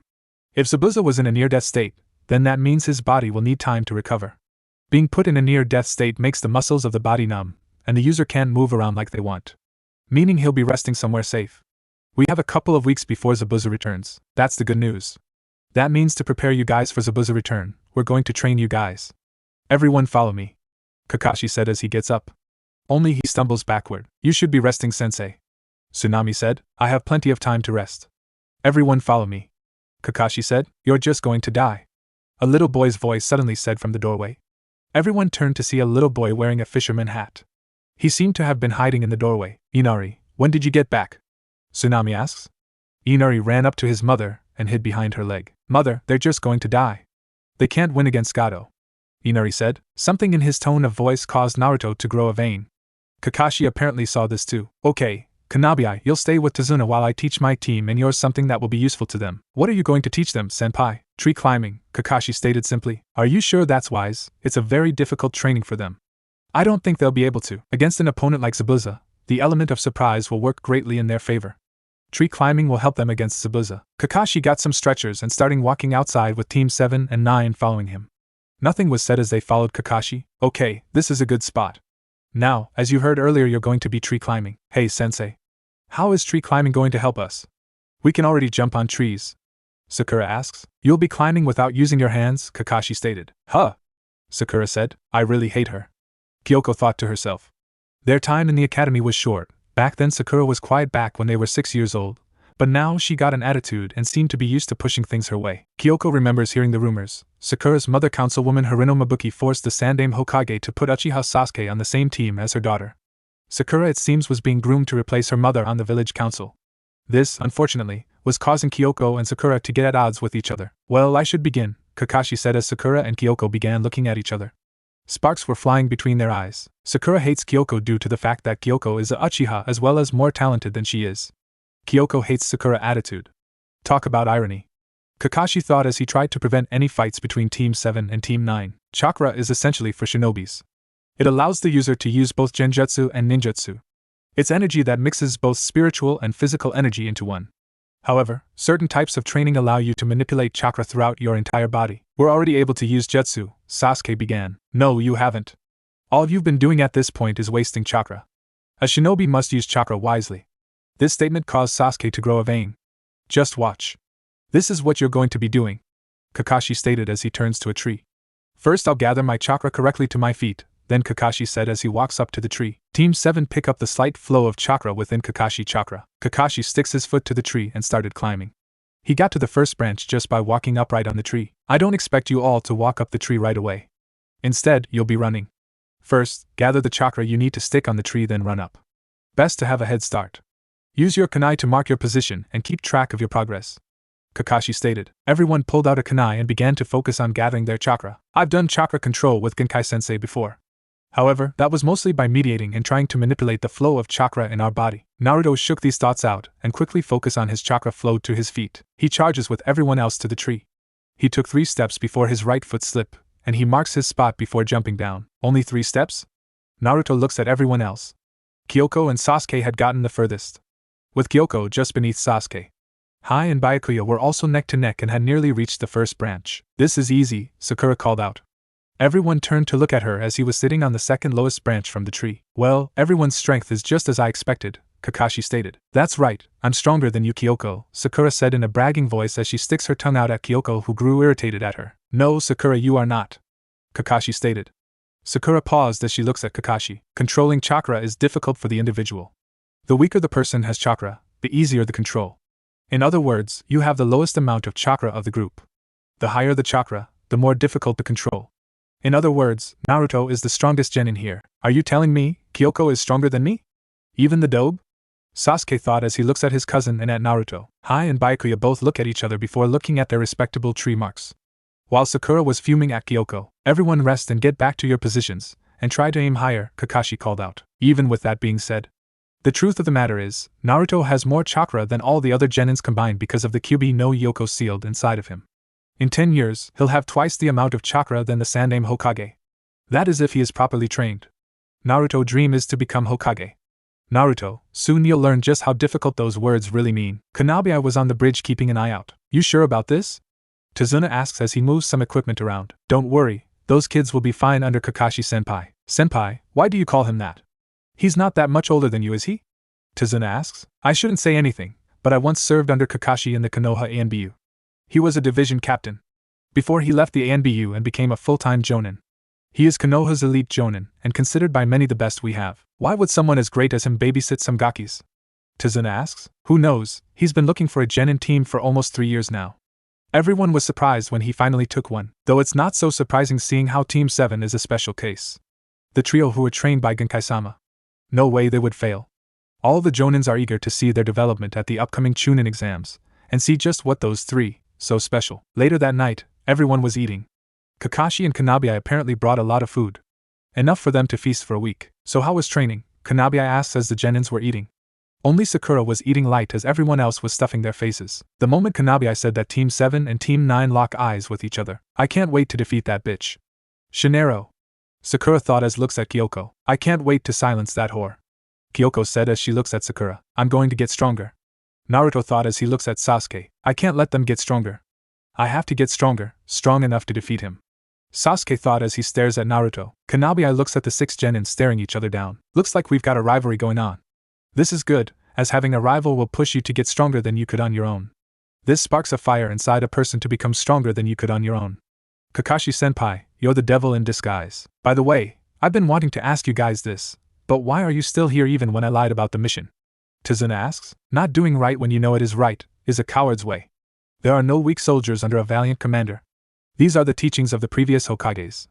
Kakashi stated. No one said anything as the family looks at Kakashi. Why are you trying so hard that you'll just die in the end? You can't beat Gado's men even if you train. No matter how hard you try and say good words, the reality is you're just going to die against Gado. Weak people are going to die against the strong. Inari shouted. Shut up already, I'm different from you, Naruto said as he puts his head on the table. Shut up. It pisses me off when I watch you. You don't know anything about this country or suffering. You have no idea what real pain is and just laugh all the time. You're only butting in and being nosy. I hate people like you. Inari retorted. Is that why you just cry? Naruto said. Someone who lacks strength because he doesn't want other to have the strength to carry on. Who would rather just give up and let himself be bullied? Idiots like you, who have no strength, can just keep crying. Naruto said as he gets up and walks out. Shut up. Someone like you doesn't even begin to understand how I feel. Inari shouted as Naruto walks out the room. A gaki like you has no right to judge us, Kyoko said with her Sharingan blazing. Inari gulps and took a step back as he stares into her Sharingan. She gets up with her head down and walks out, closing the door, and disappeared into the night. Later that night, Kakashi walked over to a crying Inari who was outside sitting on the porch with his feet dangling over the water beneath him. May I sit with you? Kakashi asks. After sitting down, just starting at the incomplete bridge, Kakashi finally spoke. Naruto didn't say that to you out of spite. He can be very stubborn. It's part of his character. We heard about your father from Tizuna-san. Naruto is more similar to you, due to the fact he had no father when he was young as well. In fact, he grew up parentless. He also grew up friendless. During all that time, I have never seen him sulk or cry. He always pushes himself forward and works hard. That's why he's able to put his life on the life for his dream. Which is to be acknowledged. He's most likely done with crying, as he gets nothing from it. It's why he understands what it means to be strong, just like your father. That girl didn't have to, Kyoko. Kyoko knows your feelings too well. When she was younger, she used to smile and laugh all the time. Until that night happened. What night? Inari asked, looking at Kakashi. Her entire family and clan were massacred before her eyes. It left a psychological scar on her. Also, left her nearly emotional dead. Since that night happened, she never laughs again, and she lost her smile. She survived, but a part of her died that night as well. She never cried though, Kakashi stated as he looks up at the moon. She tried to be strong and didn't want to show weakness. However, even she's fragile inside. That's why I know, those two know your pain very well. What they're trying to teach you is to move past that pain and don't let it consume you. Kyoko, unlike Sasuke, was present when the massacre started. Her family was cut down before her eyes. However, what isn't known is why Itachi spared her. He merely places her in a genjutsu as he continues to massacre the clan. This caused a drastic change to appear within her as the once happy girl became so cold-hearted. However, even I can see that Naruto is having a powerful impact on her. Kakashi said nothing, knowing his two students were still coping with their own loneliness. He knew from experience, others would help deal with the loss. Naruto and Kyoko soon made a habit of sleeping outside under the trees as they would train relentlessly. Byakuya wasn't pushing himself as hard as they were, nonetheless he was training hard. Not to the point he would pass out. However, for Naruto and Kyoko, they would train relentlessly. Pushing their bodies to the max. Kakashi never said a word. For them, this was something they needed to do themselves. As they've never really encountered another shinobi before, Kakashi knew they would be able to handle chunins without trouble, but jonins were another matter. It was also different as they've never really been in the field before. Naruto was on his back sleeping from exhaustion as he let himself rest from his training. He never noticed a figure walking by picking up herbs. The boy paused as seeing the pair on the ground. Wake up, you'll catch a cold. The boy said as he shakes Naruto and Kyoko. They began to stir as they slowly woke up. They sit up and look at the boy before reaching for their kunais. What are you two doing out here? The boy asks, not even taking the kunai into consideration. Naruto and Kyoko look at him before slowly lowering their kunais. We're training, Naruto said as he looks at the person carefully. Naruto's senses told him he met this person before, however, he couldn't remember where. Why? The boy asks. To become stronger. Naruto answers. The boy looks at him as he tilts his face. Why do you want to become stronger? You ask too many questions, Naruto said darkly. Well, judging from your forehead protectors, you're shinobis. The boys ask. Then you know we shouldn't be taken lightly, Kyoko said, speaking for the first time. I know. However, I cannot help but be curious.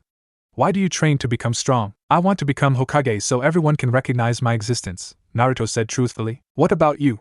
The boy asked kindly to Kyoko. I'm looking for answers, she said simply. I see. Do you know the secret in becoming strong? The boy said. Naruto and Kyoko looked at him, giving him their undivided attention. It was clear they were interested. A person only becomes truly strong if they have someone precious to them they are willing to protect. Someone precious, Naruto repeated. The boy smiles. One day you'll understand. In saying that, he stands up and begins to walk away. I hope the day comes when we can meet again, he said as he walks away. I get the feeling I've met him before, Naruto mutters.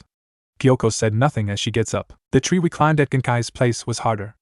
I can't believe we're having trouble with chakra control, Kyoko said as she picks up her kunai. It seems by not taking Genkai advice to retrain ourselves with the basics is starting to show its effect, Naruto said as he stands up. He turns and looks at the tree they were using to climb. He managed to get halfway up. It's been 4 years since he did tree climbing, yet he was actually having a hard time. Naruto was also beginning to see other benefits in tree climbing. It improved stamina and actually kept his mind busy. What are you thinking, Naruto? Kyoko asks. I'm thinking that by tonight we'll be able to climb to the top. We need a bigger challenge. Naruto paused as he recalls his early chakra training exercise. Naruto bends down and picks up a green leaf and puts it on his forehead. Using his chakra, he tried to make it stick, only for the leaf to crumble by the chakra he released. Naruto, that's brilliant. Adding a leaf increases focus training to chakra control. Not many shinobis can do this. They normally have to stop and regroup to come up with a new strategy. If we do this while in the midst of battle, then we can stop the enemy's movements and prevent them from regrouping, Kyoko said. She bends down and picks up a leaf. For a while, the two of them were focusing on controlling their chakra on the leaf. It took Kyoko nearly 10 minutes before she manages to hold the leaf on her forehead. She turns to her tree and starts climbing. Naruto slows his breathing and tries to find his center like Genkai taught him. After nearly a minute of mediating, Naruto was finally able to get his leaf to stay put without it falling off or crumbling. Naruto finally turns his attention to the tree and runs forward, his feet sticking to the tree. Kakashi walks towards the training area to see Naruto and Kyoko running up the trees. It was then he paused as he realized something was different about them. They weren't making it as far as they used to. Kakashi watches patiently as they mark their position before jumping back down. It was then he saw the answer to his question. They were using a leaf on their forehead as they stopped to catch their breath. So they've decided to make their training harder by adding a handicap to themselves. This will be difficult for them. However, it will make them at least 3 times stronger than when they arrived in Wave. In fact, when I get back to Konoha, I should do the same thing. I'm surprised no one has thought of this before. Talk about being creative and becoming stronger. Then again, those two have the motivation to become stronger. Naruto wants to become Hokage while Kyoko is chasing after Itachi. Neither is letting up and thinking of ways to get stronger every day. This creative thinking will make them stronger by the week's end. Alright, you two, take a break. You haven't eaten anything at all since last night, and you've been training all day. I'm willing to bet since the crack of dawn. Come here, I brought a meal, Kakashi said, holding up a pair of bentos in his hands. Naruto and Kyoko were panting and fell on the ground instead. Did they overdid it? Kakashi says nothing more but walks forward as their leaf falls from their foreheads.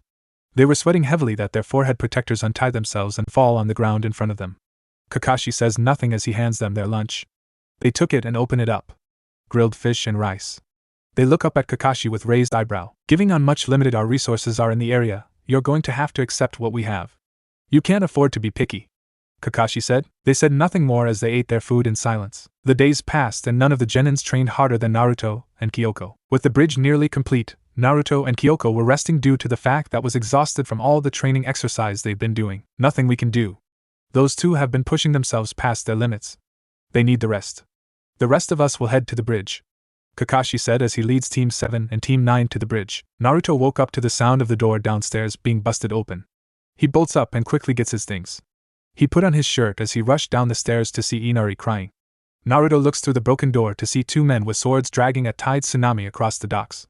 Naruto didn't even hesitate. He pulls a kunai to his left and 4 shurikens in his fight.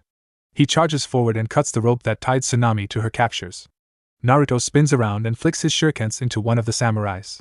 He brings his sword up to block them, managing to block one, but the others pierce through his chest as he coughs out blood before falling to the ground dead. Team, who do you think you are?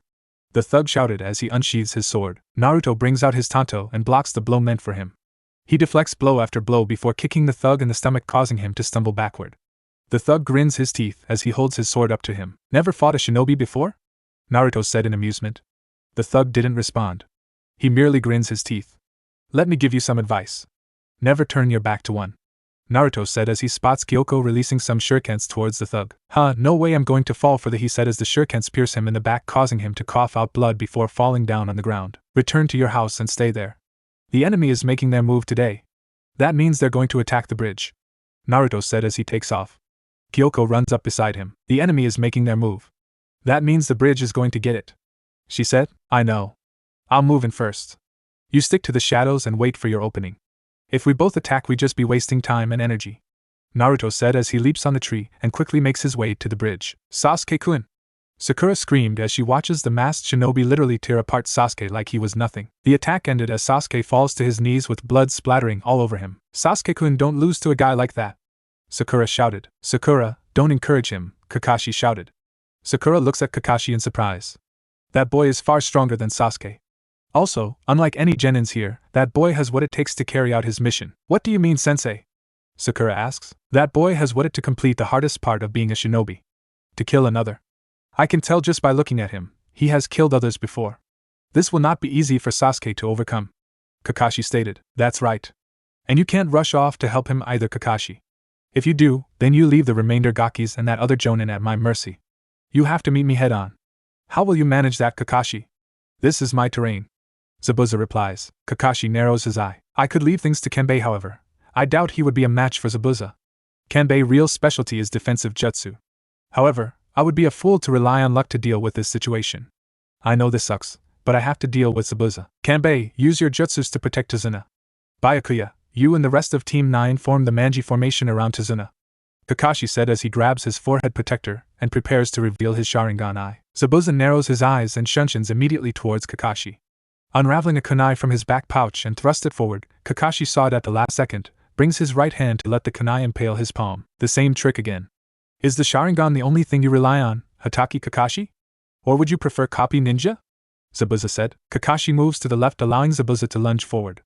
Spinning around, Kakashi gives Zabuza a swift kick in the gut, causing him to slide backward. Kakashi removes the kunai from his hand as he stands up straight. Zabuza, you're the first opponent to see my Sharingan a second time. Also, you're going to learn firsthand why I'm the top shinobi in Konoha. You're going to realize, Kakashi said as he unravels his Sharingan. I'm not that easy to take down, and I'm the last opponent you want as your enemy. I know about the Sharingan, Kakashi, Zabuza stated. I had Haku watch and study our battle to a great extent. He does have good analyzing skills. So I know, Hatake Kakashi. You cannot see into the future, and you can't read my mind. Also, you merely copy jutsu by copying the movements of your opponents. So if you can't see, you can't copy, Zabuza stated. Haku came out of his eyes and stood before Sasuke. Sakura was looking worried. She grabs a kunai, launches it at Haku. Zabuza didn't even bother to stop it. He had an amusing look in his eye as the kunai sailed past him. Sasuke-kun! Sakura shouted. Haku suddenly grabs the kunai as it was about to impale him. Sakura looked shocked and was in disbelief at what she saw. Haku didn't even look to grab the kunai. Haku flips the kunai in his hands as he prepared to strike Sasuke with it. Haku's hand was hit by a shuriken, causing the kunai to fly out of his hand.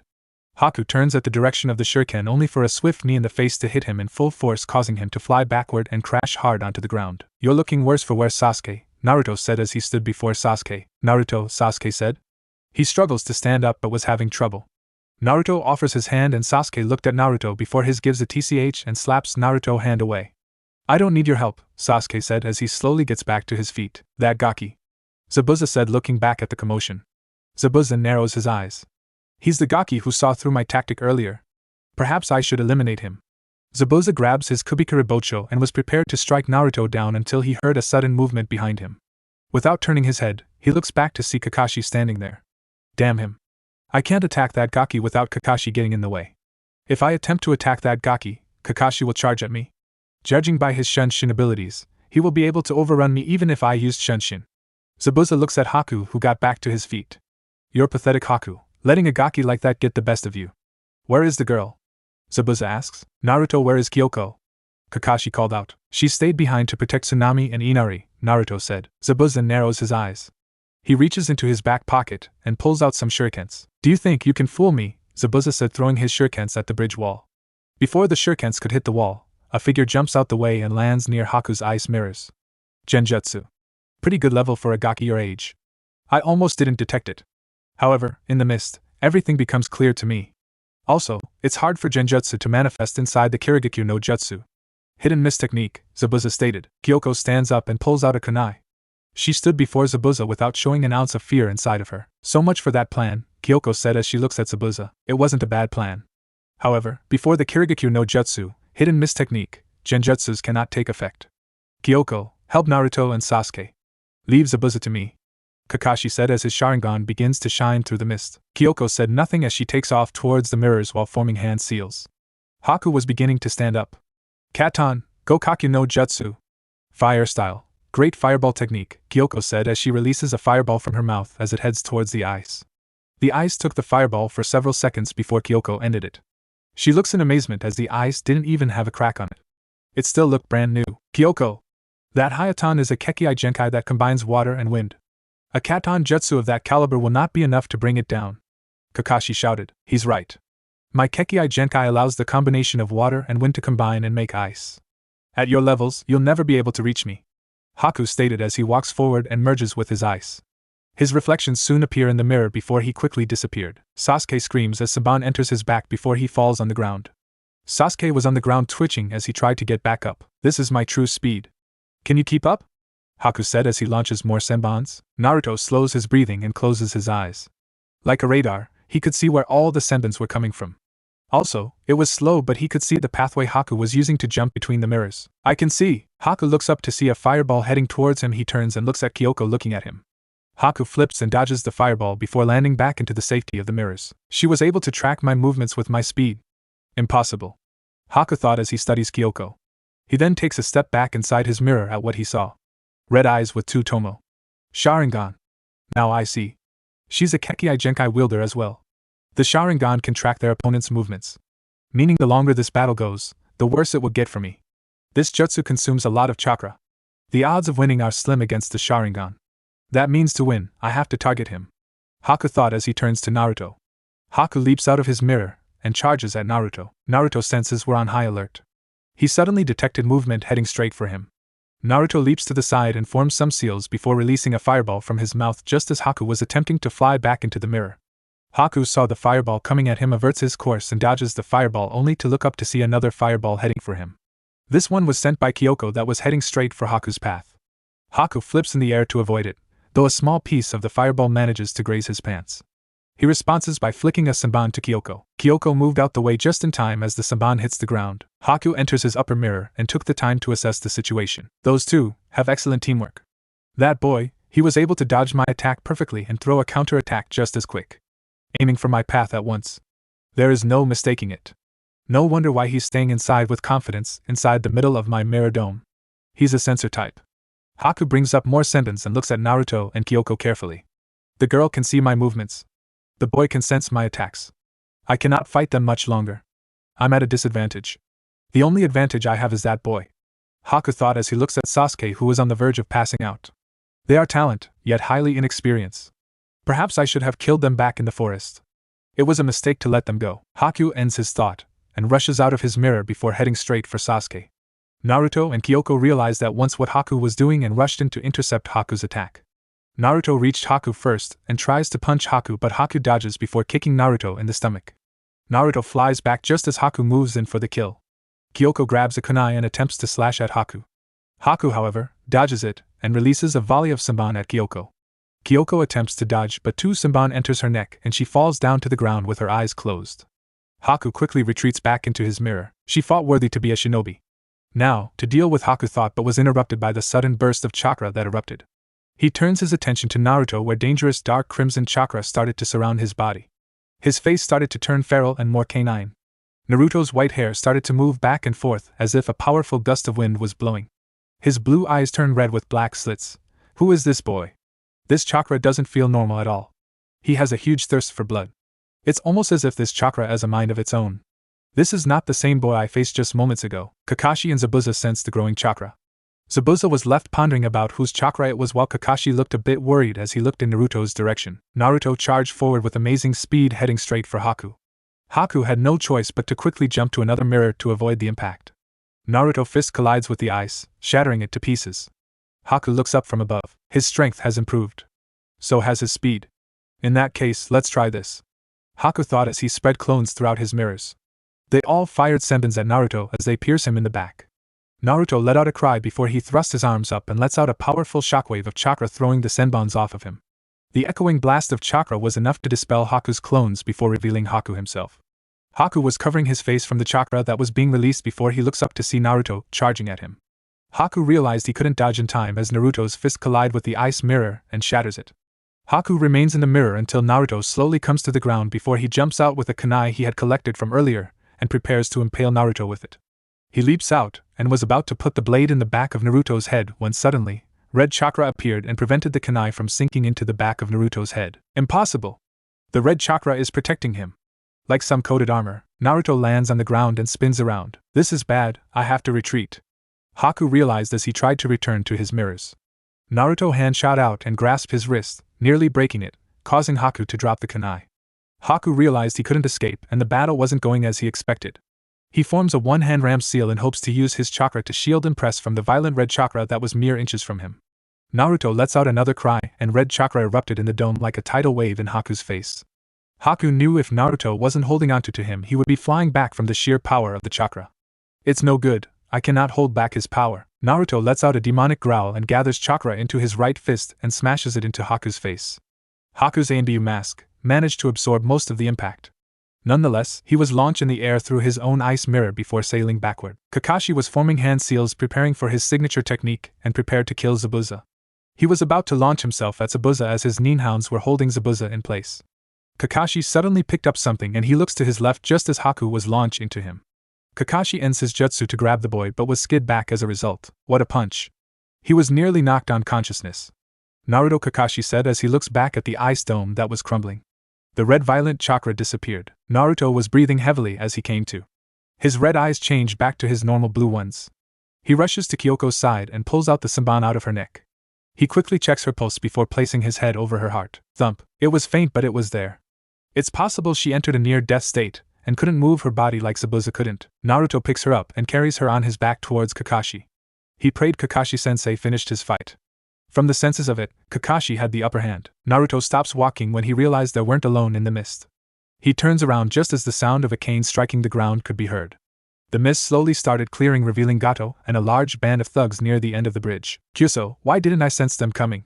I should have noticed earlier. Naruto cursed, knowing he was too focused on his fight with the masked boy to realize what was going on around him. He would need more training before he could call himself Hokage. Apparently, Naruto wasn't the only one to notice. Haku stood up as did Kakashi and Zabuza turns around to see the large army of thugs on the bridge. Gato, what are you doing here? Zabuza demanded. My, what is this? The demon of the mist is actually the baby of the mist. You know, Zabuza, hiring official shinobis is so expensive, so I use rogue shinobis like yourself because you're so much cheaper. However, you still cost me so much money, so I've decided a change in plans is needed. I'm not paying you anything. Instead, these fine gentlemen will get paid nicely by me by killing you and that bridge builder. Zabuza narrows his eyes. Kakashi, it would appear I have no reason to fight you anymore, Zabuza stated. Yeah, Kakashi said as he dispels his ninhounds from Zabuza. So this is how you do business. You backstab the people who fight for you. Naruto stated. You shinobis only cost me a fortune. Killing you all will save me all the money I would have spent on Zabuza. That's why Gato stated, but stopped as he looked into Naruto's cold murderous glare. Gato takes a step back as he felt suddenly afraid. Flashback. One aspect of the shinobi life is killing other beings. The sooner you get this over with, the sooner you'll get better. One thing you're going to have to learn is what's it like to put your life on the line. This is a basic rule for all shinobis. Down there is a group of bandits that have been raiding nearby villages. Your mission is to kill them. Genkai said, pointing to the settlement of men. I will not assist you. You are to do this on your own. Naruto, Kyoko, and Byakuya all jump down and prepares to kill the bandits. Flashback ends. Naruto sets Kyoko down the ground and was about to charge forward. Don't, Zabuza said. He steps forward as he grips his Kubikuru Bocho as he steps forward. I was going to kill Gato regardless. However, I should have expected this. Gato used me just as I used Haku. This is the way of the shinobi. That's bullshit, Naruto shouted. You trusted Haku not because he was a tool. Because he was understood your pain. I cannot believe you rid yourself of emotions of attachments, and you don't have a shred of humanity inside of you. Zabuza turns to give Naruto a cold look. Haku looks down, knowing this was a tough subject. Naruto, that's enough, Kakashi said. You're saying you have nothing left inside of you. That you have nothing worth fighting for? That you're completely empty inside? I refuse to believe that. I will never become like you. I will continue and fight for my friends. I will not become like you. Who is so empty inside? Naruto stated. There were so many things wrong with this world. It felt like the world was cursed. Naruto, that's too much. Whether you like it or not, this is how the shinobi world works. Kid, you don't have to say anymore, Zabuza said as he looks up to reveal tears coming down his face. There was a time I did have dreams and a desire to fight. I have forgotten it. I rebelled against the Yonde Mizukage to create an idea village. I have forgotten my original purpose. Just this once, I wished to fight alongside you. To keep your innocent heart going for as long as possible. Kakashi, you and your Jonin comrade aid me just this once. In return, I'll tell this Gaki where Gato keeps his money. Naruto removes his tanto and holds it in front of him as Zabuza readies himself. Kanbei walks forward with Kakashi and Haku. The five of them prepared for battle. Gato seemed to realize they were going to fight. He backs away before screaming, "I'll pay 1,000,000 yen to whoever brings me their heads," before running to hide behind the army of thugs. Naruto, Zabuza, Haku, Kakashi, and Kanbei rushed forward. "Alright, 1,000,000 yens. That money is as good as mine," the lead thug said before the shinobis cut through them. It was clear none of them have fought shinobis before and were getting cut down rather quickly. Gato could be heard squealing like a fat pig running for his life as his army of thugs were getting cut down to pieces. When the last thug fell, Gato turns around and started to pale as Zabuza walks forward. "Now Zabuza, be reasonable. I can be quite generous. I'll double your payments if you get me to safety," Gato said nervously. "You can save it. I'm done with you, Gato. You can find yourself a nice bitch, in hell," Zabuza stated before swinging his Kirby-Kiribocho, decapitating Gato in half. Gato screams as he falls backward and into the ocean currents below. Naruto turns to look at Sakura, who is crying over Sasuke, only to see a sight that surprises him. The villagers had come and they look like they were prepared to fight. "Did we miss it?" Inari asks. Kakashi sighs as lowers his forehead protector to cover up his Sharingan. True to his word, Zabuza showed Naruto where Gato kept his money. Kakashi sealed it up in scrolls before handing it to Naruto. The townspeople also ransack Gato's luxury home and acquiring everything he has taken from the village. Already the village, the mayor and the daimyo were already having talks of life returning to Wave Country. In Tazuna House, Teams 7 and 9 were joined by Zabuza and Haku, who were eating Tsunami's cooking. The moment they finished, Naruto asked the question that was everyone's mind. "So will you two be joining us in Konoha?" Naruto asked the moment they finished. "I don't know. Will your Hokage accept us?" Zabuza asks. "I'm sure he will," Naruto said. "Is it normal for a rogue shinobi to join another village?" Kyoko asks. Kakashi puts his hands together. "It does happen. Shinobis who've lost faith with their village seek out another village to join. It's a dangerous process. As the shinobi who joins has to formally reject all ties to their former village. I could recommend him to the Hokage. The screening process will determine if he's eligible," Kakashi stated. "He'll join. I'll make sure the old man accepts you," Naruto said as he brings his fist up in triumph. "He's confident, isn't he?" Zabuza stated as he looks at Kakashi. "Well, Hokage-sama does owe Naruto several favors," Kakashi said. Sarutobi Hiruzen. Hailed as the strongest of the Sandaime Kages and one of the most powerful shinobis in the region. "It would be interesting to be a shinobi under his rule," Zabuza stated. "When can we go back?" Sakura asks. "In about a week. Kyoko still can't move her body well. Also, our mission is to stay here until the completion of the bridge," Kakashi stated. "It will be sad to see you go. You've been a super help to the village.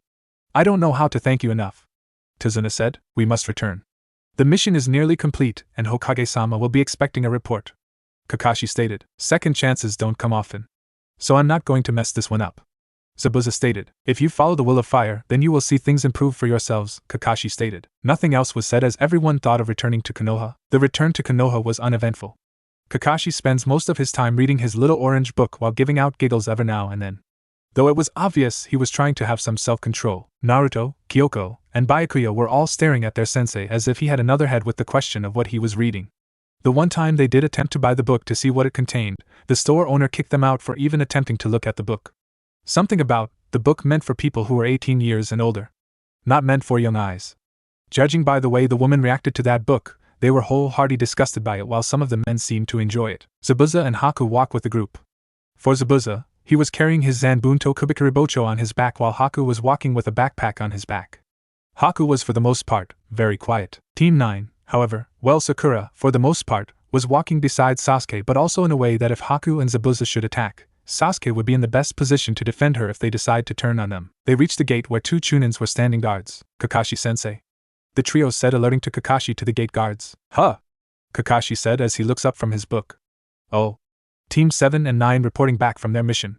"Also, we got two renegade shinobis who wished to join the village," Kakashi said. "And Momomochi Zabuza," one of the Chunin said as he holds his staff in a defensive position. Kakashi sighs.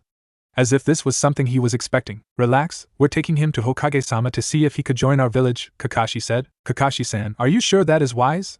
The Chunin asks. Well, a lot happened on our mission. Hokage-sama will understand. Kakashi stated. I can't just let a rogue shinobi like Momochi Zabuza walking around in our village. I'm sorry, but he needs to be escorted by Anbu. The guard said. That's understandable. He's not here to cause trouble. Kakashi said. The Chunin nods his head and pulls out a whistle and blows. A light sound almost like a bird call could be heard. It took only a second for Anbu to appear. A group of 3 males with 1 female with purple hair appeared. Their face hidden by their masks. Momochi Zabuza. One of the Anbu said. Zabuza is here to speak to Hokage-sama about joining our village. He's here under Hospitium rights. Kakashi said. Understood. We'll honor the rights. However, Momochi Zabuza, should you threaten Hokage-sama or threaten the village, we will cut you down immediately. The lead Anbu said, wearing green and red markings on his mask. You can cut the tough guy act. It doesn't work on me. If I was going to do something against your village, you wouldn't see me coming.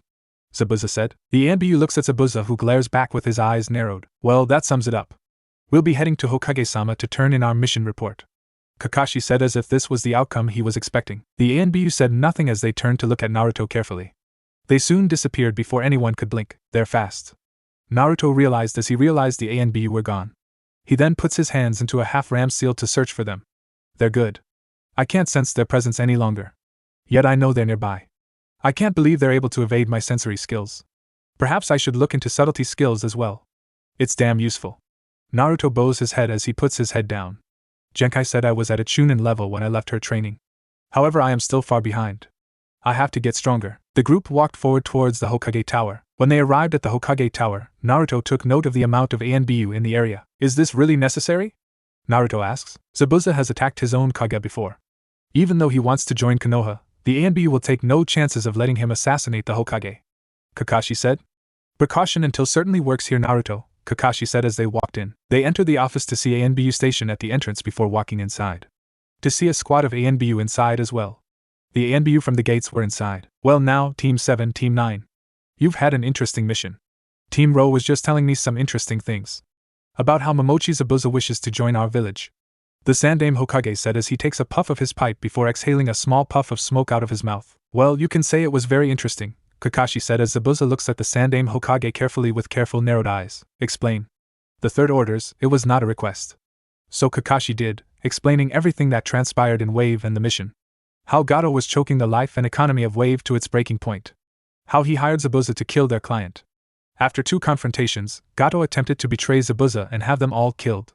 How it was Naruto's suggestion to allow Zabuza and Haku to join the village to allow them a place to call home, and to prevent them from being hunted further by the hunter Nines of Kiri. Interesting.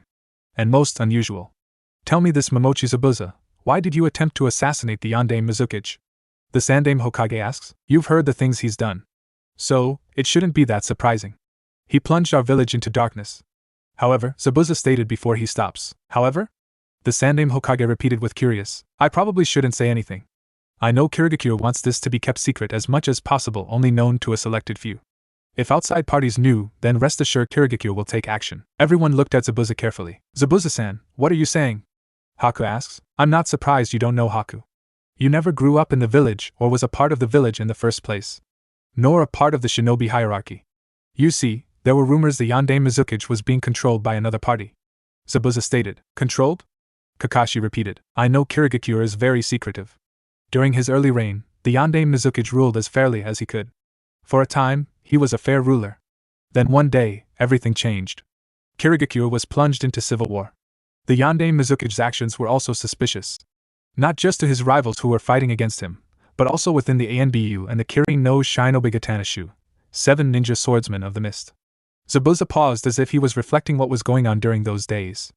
I wasn't the only one who was against the Yondaime Mizukage reign. Nor the only one to attempt to assassinate him. He's faced many people who sought to end his rule.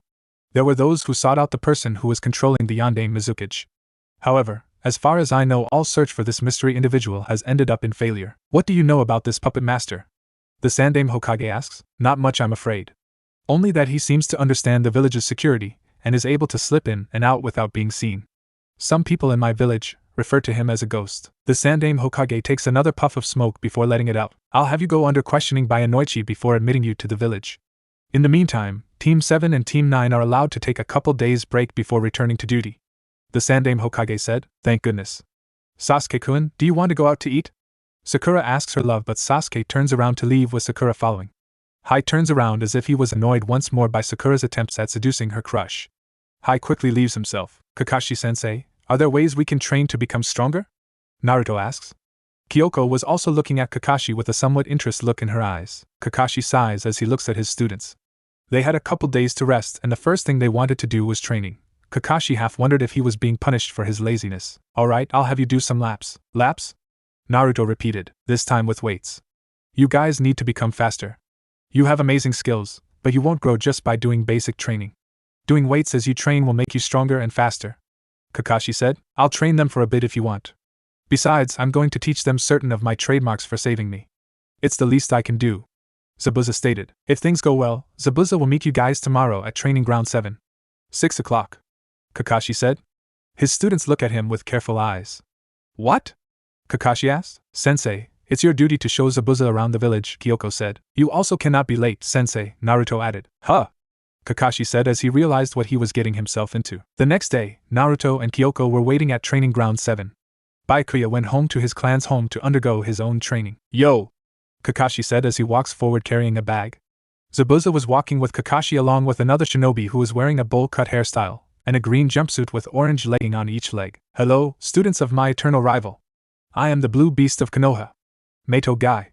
He said as he stood at a nice guy pose with a thumb up with a large smile as his teeth seemed to shine in glory. Kakashi gives a long sigh as Naruto and Kyoko could have sworn a sunset with ocean waves appeared behind Guy. They rubbed their eyes to make sure it wasn't a genjutsu. It was still there for a strange reason. Naruto and Kyoko brought their hands up and said Kai to release the genjutsu, yet it still remains there. Kakashi gives another long sigh as turns his fellow jonin. Guy, I'm here to train them, Kakashi said. Really? Then I have the perfect gifts for them to help them train. Guy said as he reaches back into his back pouch and pulls out 2 green jumpsuits. Your own personal training suit. Flexible and easy to wear. You'll see a guaranteed improvement. Guy said. He's joking, right? Zabuza said, turning to Kakashi. I wish he was, Kakashi said in defeat. You don't like my gifts? Guy said, staring at Naruto and Kyoko, who stared back as if Guy was insane. Guy, this is a training session. Can't you let me train them? Kakashi half begged. Training is for the springtime of youth. Guy shouted at the top of his voice. He then reaches into his back pouch again and pulls out a pair of leg weights. This will allow you to become stronger and faster, Guy said. Weights?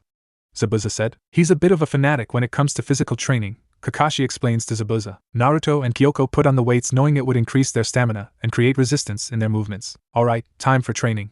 The best way to train is to return to basics. Learning advanced technique will not always save you. However, in this case, you will be returning to basics while wearing chest weights and leg weights. This will improve your physical training. While for chakra training, you two are to run with a leaf on your forehead. Kakashi said as he places a leaf on their forehead. Want to explain why such handicaps?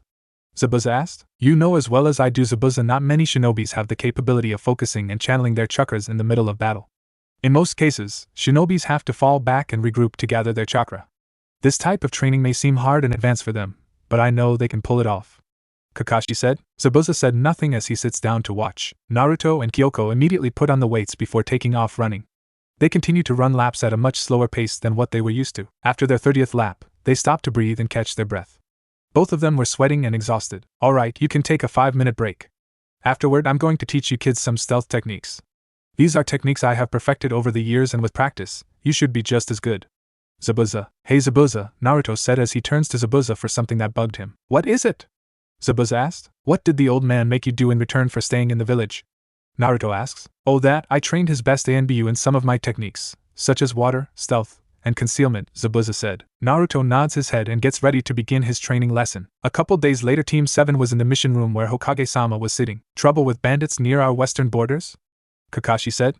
He picks up the map and mission request and reads carefully. That's correct. Villagers have been coming into our village telling me of how their villages are force protection fees. Yet there are disturbing reports about these bandits' motives. Why a team of genins? Shouldn't a team of jonins or chunins handle this? Kakashi asked. I would send chunins or at least a jonin to this situation if I had any to spare. Many of them are out on missions and I can't send them to this area without putting their own missions at risk. I would send Zabuza, but his reputation wouldn't be best for the situation. Besides, he's training your own team right now. That leaves you, Kakashi? The third said. Understood. Leave with haste, Kakashi. The clock is against us here, the third said. Kakashi nods his head. Team 7 turns and prepares to head towards the western borders. Team 7 walked out the west gate and headed west towards the borders. Things were pretty mellow on the way to the village. As Kakashi explains, it was important to find out what the bandits wanted and where they come from. The villagers would have information without even realizing it. As they were most likely going to be fighting bandits with the possibility of fighting some shinobis, they came prepared, bringing with them a large number of shurikens and kunais. With the village getting insight, Team 7 was getting ready to get some rest. That was until Kakashi suddenly stops, causing his students to stop as well. They looked at him and Kakashi looked very serious. Kakashi sniffs the air, and he narrows his only visible eye. There are dead bodies up ahead, Kakashi suddenly said. Team 7 looks at Kakashi as if wondering how he could be so sure. Naruto closes his eyes and focuses on his sensing skills. There was no one in the village. There was no indication of chakra inside the village. Kakashi rushes forward to check the village. Team 7 follows behind, trying to keep up with Kakashi's speed. When Team 7 reached the edge of the village, they stopped at a sickening sight. Villagers lay dead all around the streets, and inside their homes and shops. The men were cut apart, and children showed signs of being mauled. Crows were pecking at their bodies. The worst was the women. The women in the village, from teenagers to adults, showed signs of being raped and ravished. Many of them were naked. Few had clothes on, but it seemed all the women received the same treatment. It appeared that during their rapes they impaled them with swords before doing the same with another woman. Kyoko stares at the scene in front of her. The dead filling the streets reminded her too much of the Uchiha clan massacre. The bodies inside the homes and shops were too much to bear. The difference was, Itachi had been more merciful. He didn't violate their bodies in any way. He just killed his clan. It was unlike the current scene of the violated women who lay dead before them. Kakashi stops and inspects the body carefully. They've been dead for over a day, Kakashi said. We have to bury them, Kakashi said to his team. Team 7 nods their head but tried to hold their stomach. They all felt the urge to vomit at the sight of the countless dead. Naruto created a couple dozen kage bunshins as they began to work with carrying the bodies where some of his clones began to dig graves. Naruto sat on top of the roof observing the work. He honestly couldn't believe people would do that to other people. He thought he had it tough, but he's never been violated before. Naruto closes his eyes and tries to sense his area. He could sense the wind blowing and a sudden feel of chakra to the east. In Konoha's mountain inside a cave. Judging by their chakras, he had no doubt these were the bandits that attacked the village. Naruto gets up and takes off, heading towards the bandits' hideouts. Kakashi summons his Niken, and they all gathered around him. Kakashi, it's been a while since you summoned us? Not since your fight with Zabuza. Want to tell me what is going on? Pakken stated. Well, I'm sure with your noses that you can already tell what happened here and why I need you. I need you to sniff out the enemy and tell me their location, Kakashi said in a calm voice. The smell of the dead is terrible, Kakashi. So what happened? Pakken asks. Apparently a group of bandits raided this village and killed its residents. I need to know where they went, Kakashi said. Alright, we'll sniff around and attempt to give you a trial, Pakken said as the Niken began walking around the village. Barely 5 seconds passed when Pakken returns. Kakashi, I found their scent. However, another person's scent is heading towards them. Judging from the person's scent, I would have to say it's Naruto, Pakken said. Naruto? Kakashi said in surprise. Is Naruto's sensing skills so adept that he can sense the bandits from long distances? He's not even reached maturity yet with his chakra. Naruto will become a powerful shinobi one day. I have no time to think, I must get to him. Kakashi turns to Pakken. Pakken, lead the way. I have to reach Naruto first. Understood, follow me, Pakken said as he turns and takes off. Naruto was running so fast he could feel the wind blowing in his face. He didn't stop, all he could think about was killing the bandits that killed all those people. The images of the dead filled Naruto's eyes. Naruto got close and drew his tanto. He could see a large number of them gathering in the cave around a fire. They all seemed to be in good spirits and were drinking sake. Many were cheering and laughing as they were starting to become too drunk to stand straight. Naruto holds his tanto in front of him and running at full speed shoves the blade into the closest bandit within his reach.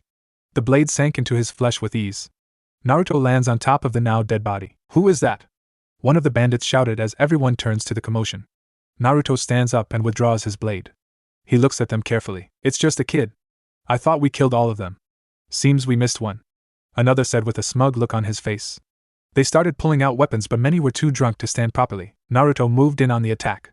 He cuts through the bandits and started moving like a blur. It was clear most of these bandits never fought a shinobi before. Or at the very least, didn't know how to use chakra. One bandit, however, seemed to have finally realized that Naruto wasn't an ordinary kid. He suddenly charged forward with such speed Naruto was forced to bring his tanto up to block the hidden dagger that would have punctured his skull. You're not from the village, the bandit said in as he looks at Naruto. You're a shinobi from Konoha.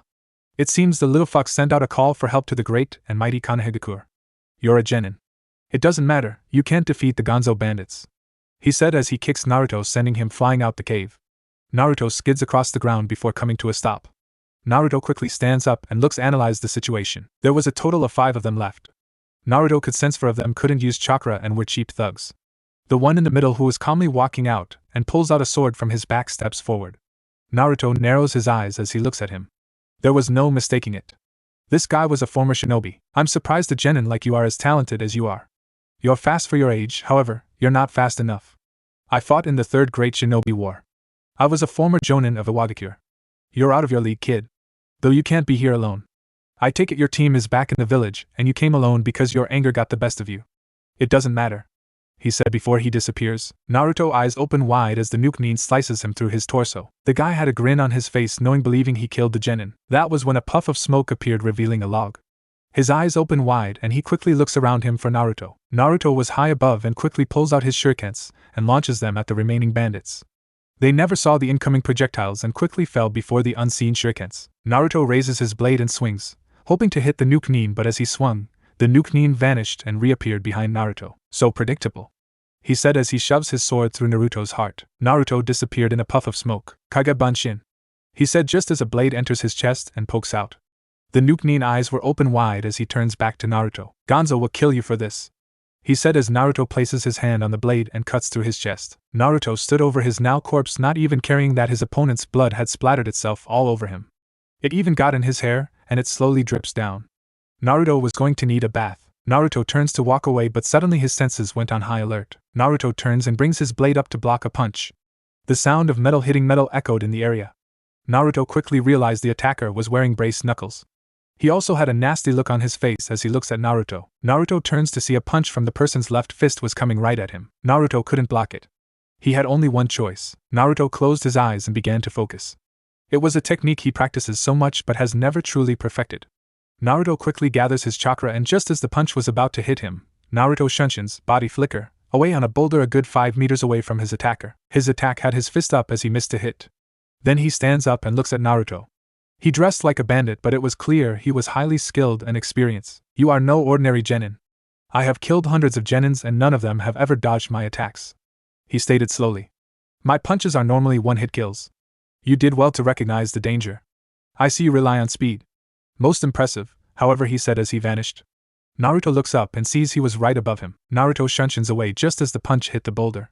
Naruto lands on the ground back to the original spot. Naruto watched in amazement that the boulder was shattered immediately upon impact. I can't take a hit from one of those punches. Judging by his speed alone, he is more than capable of moving faster than me. I won't have time to use any ninjutsu or genjutsu either. Kage Bunshin is also out, as he would simply destroy them quickly. That means I have to use Kawarimi, body replacement, no jutsu and shunshin. I have to use these 2 techniques to create an opening. Naruto couldn't think anymore, for at that moment, Gonzo attacked him with high speed. Naruto was quick and quickly uses the Kawarimi just as Gonzo hits him and quickly shunshins behind him. Gonzo turns and blocks the blow with his metal bracers and quickly punches Naruto, only for Naruto to disappear in a puff of smoke and log to appear in his place. Gonzo quickly jumps aside as Naruto shunshins in an attempt to cut through his abdomen. Gonzo knees Naruto in the gut, only for Naruto to again disappear in a puff of smoke and a log appeared with an exploding tag. Gonzo opens his eyes wide just as the log let out a huge flash of light, momentarily blinding him. Naruto reappears and attempts to cut through Gonzo's neck. Gonzo's eyes quickly adjusted to the area properly, and see Naruto's blade aimed at his neck. His years of experience quickly recovers and brings his arm up to block the blow. He quickly brings his hand and grabs Naruto by his head. He raises Naruto up high before slamming Naruto down on the rocky ground. Naruto was bleeding as he looked up to see Gonzo standing before him. I was right, you're not ordinary genin. You almost had me. You have impressive speed. I would say you're nearly at a jonin fighting level. Impressive for a boy your age. You would have been a great shinobi had you simply stayed away. What's your name, boy? Gonzo asks. Naruto said nothing as he looks at Gonzo with unblinking eyes. He showed him no fear. Can't speak. No matter, I'll make sure to finish you off before you can feel a thing, Gonzo said as he reaches back and throws a fist at Naruto. Before his fist could make an impact, Gonzo's eyes went wide with shock as a blade was shoved into his throat. Gonzo falls to his knees choking on his blood and from his wound. He reaches up and grabs Naruto who was behind him. Gonzo holds a tight grip on Naruto's head trying to squeeze it. Naruto said nothing as he was squeezed. When it finally became too much to handle, Naruto dispels in a puff of smoke. Naruto places his hand on the ground and stands up. He staggers a bit before he successfully climbs to his feet. Naruto calms his breathing and looks at Gonzo. I already knew I could never defeat you in a one-on-one fight. After my flash tag exploded, I had a Kage Bunshin hit as I attacked. I didn't counter, knowing the only way you would lower your guard, and for my Kage Bunshin to strike you from behind. It meant I would have to deal with some damage, but it was the only way to defeat you. Had I used my Kage Bunshin, it would have been a waste of chakra. You're right, I'm no ordinary genin, I'm the shinobi, who will claim the title Hokage. Naruto said as he brings his blade up. Azura, Gonzo said as he looks at Naruto. These were the last words he spoke as Naruto blade decapitates him, separating his head from his body. Naruto looks at the dead bodies and knew he had to return to his team. He had wasted half his chakra and taken a heavy blow to the head. He was going to need a lot of rest to recover from this. Naruto's senses again went off, warning him of incoming danger. Naruto looks up and sees something head towards him. It almost appeared like water. Like a wave of water heading towards him. Only it was very bright red. Naruto shunshins away, not trusting himself to get hit by the incoming attack. It was a good thing too. The moment the strange red liquid hit the rocky terrain, everything started hissing and being melted. Naruto lands on a boulder and surveys the damage. It's not acid, but it does melt whatever it touches. Lava. That means it's a Kekkei Genkai ability. Naruto looks up and sees a girl not much older than him looking at him. She was wearing a red outfit with a lapel that covered her right arm. Oh, you dodged that well? Are you a sensor type? The girl asks. What is a stone shinobi doing all the way out here? Why did she even attack me in the first place? Naruto, as he looked at his current predicament. She smirks as she looks at Naruto. She quickly forms hand seals and jumps up, launching more lava from her mouth at Naruto. Naruto forms his own hand seals and releases a jet of water from his mouth. Suetun, Mizurappa. Water release, raging wave. Naruto's water hits the lava slowly, its trajectory as it lands on the ground and starts steaming. The girl lands on the ground, but Naruto quickly shunshins to her and strikes hard. She was forced to bring a pair of kunais out to block Naruto's attack and to prevent his blade from taking her head. Naruto was about to kick her when suddenly he senses another presence. He turns to see another stone shinobi, a jonin by the looks of it, prepared to strike him down with a sword. At that very moment, just before the sword could pierce Naruto, Kakashi appears with a lightning-enhanced kunai and cuts the sword. Kakashi lands on the ground, and before the jonin could register what just happened, Kakashi spins and kicks him in the stomach, sending him skidding backward. Kuratsuchi! He shouted as the girl nods her head and jumps to him. Kakashi-sensei, Naruto said as he stands up. Kakashi? Hatake Kakashi? The jonin said as he took the time to realize who his opponent was. Naruto, you're so focused on the battle you failed to notice what's around you. Take a moment to see who is here, Kakashi stated. Naruto did so and he quickly registers the chakras around him. A squad of stone shinobis was around him. Kakashi narrows his eye as he looks at the jonin in front of him. So, what are stone shinobis doing in Fire Country?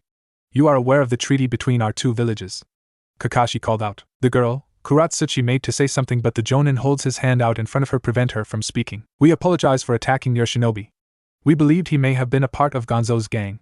You see, Gonzo is a former shinobi of our village, and we've been sent to either capture him or kill him. As Gonzo is from our village, I trust you'll allow us to collect his body as it contains many secrets, he said. This was clearly a loud of bull if Harry has ever heard it. Very well, Kakashi said. Come Naruto, Kakashi said as he turns to walk away. Naruto follows. The moment they were out of earshot, Naruto spoke. They're lying, Kakashi-sensei. I know. However, unless we want a war with IWA, we can only accept their answer. We'll inform Hokage-sama of this and see if we can put some diplomatic pressure on IWA, Kakashi said. By the looks of things, these bandits were paid by IWA to raid our borders. Kakashi realized. It took a week to bury the bodies. Afterward, Kakashi had the village burned down as no one would be living here. Then came the march back to Konoha.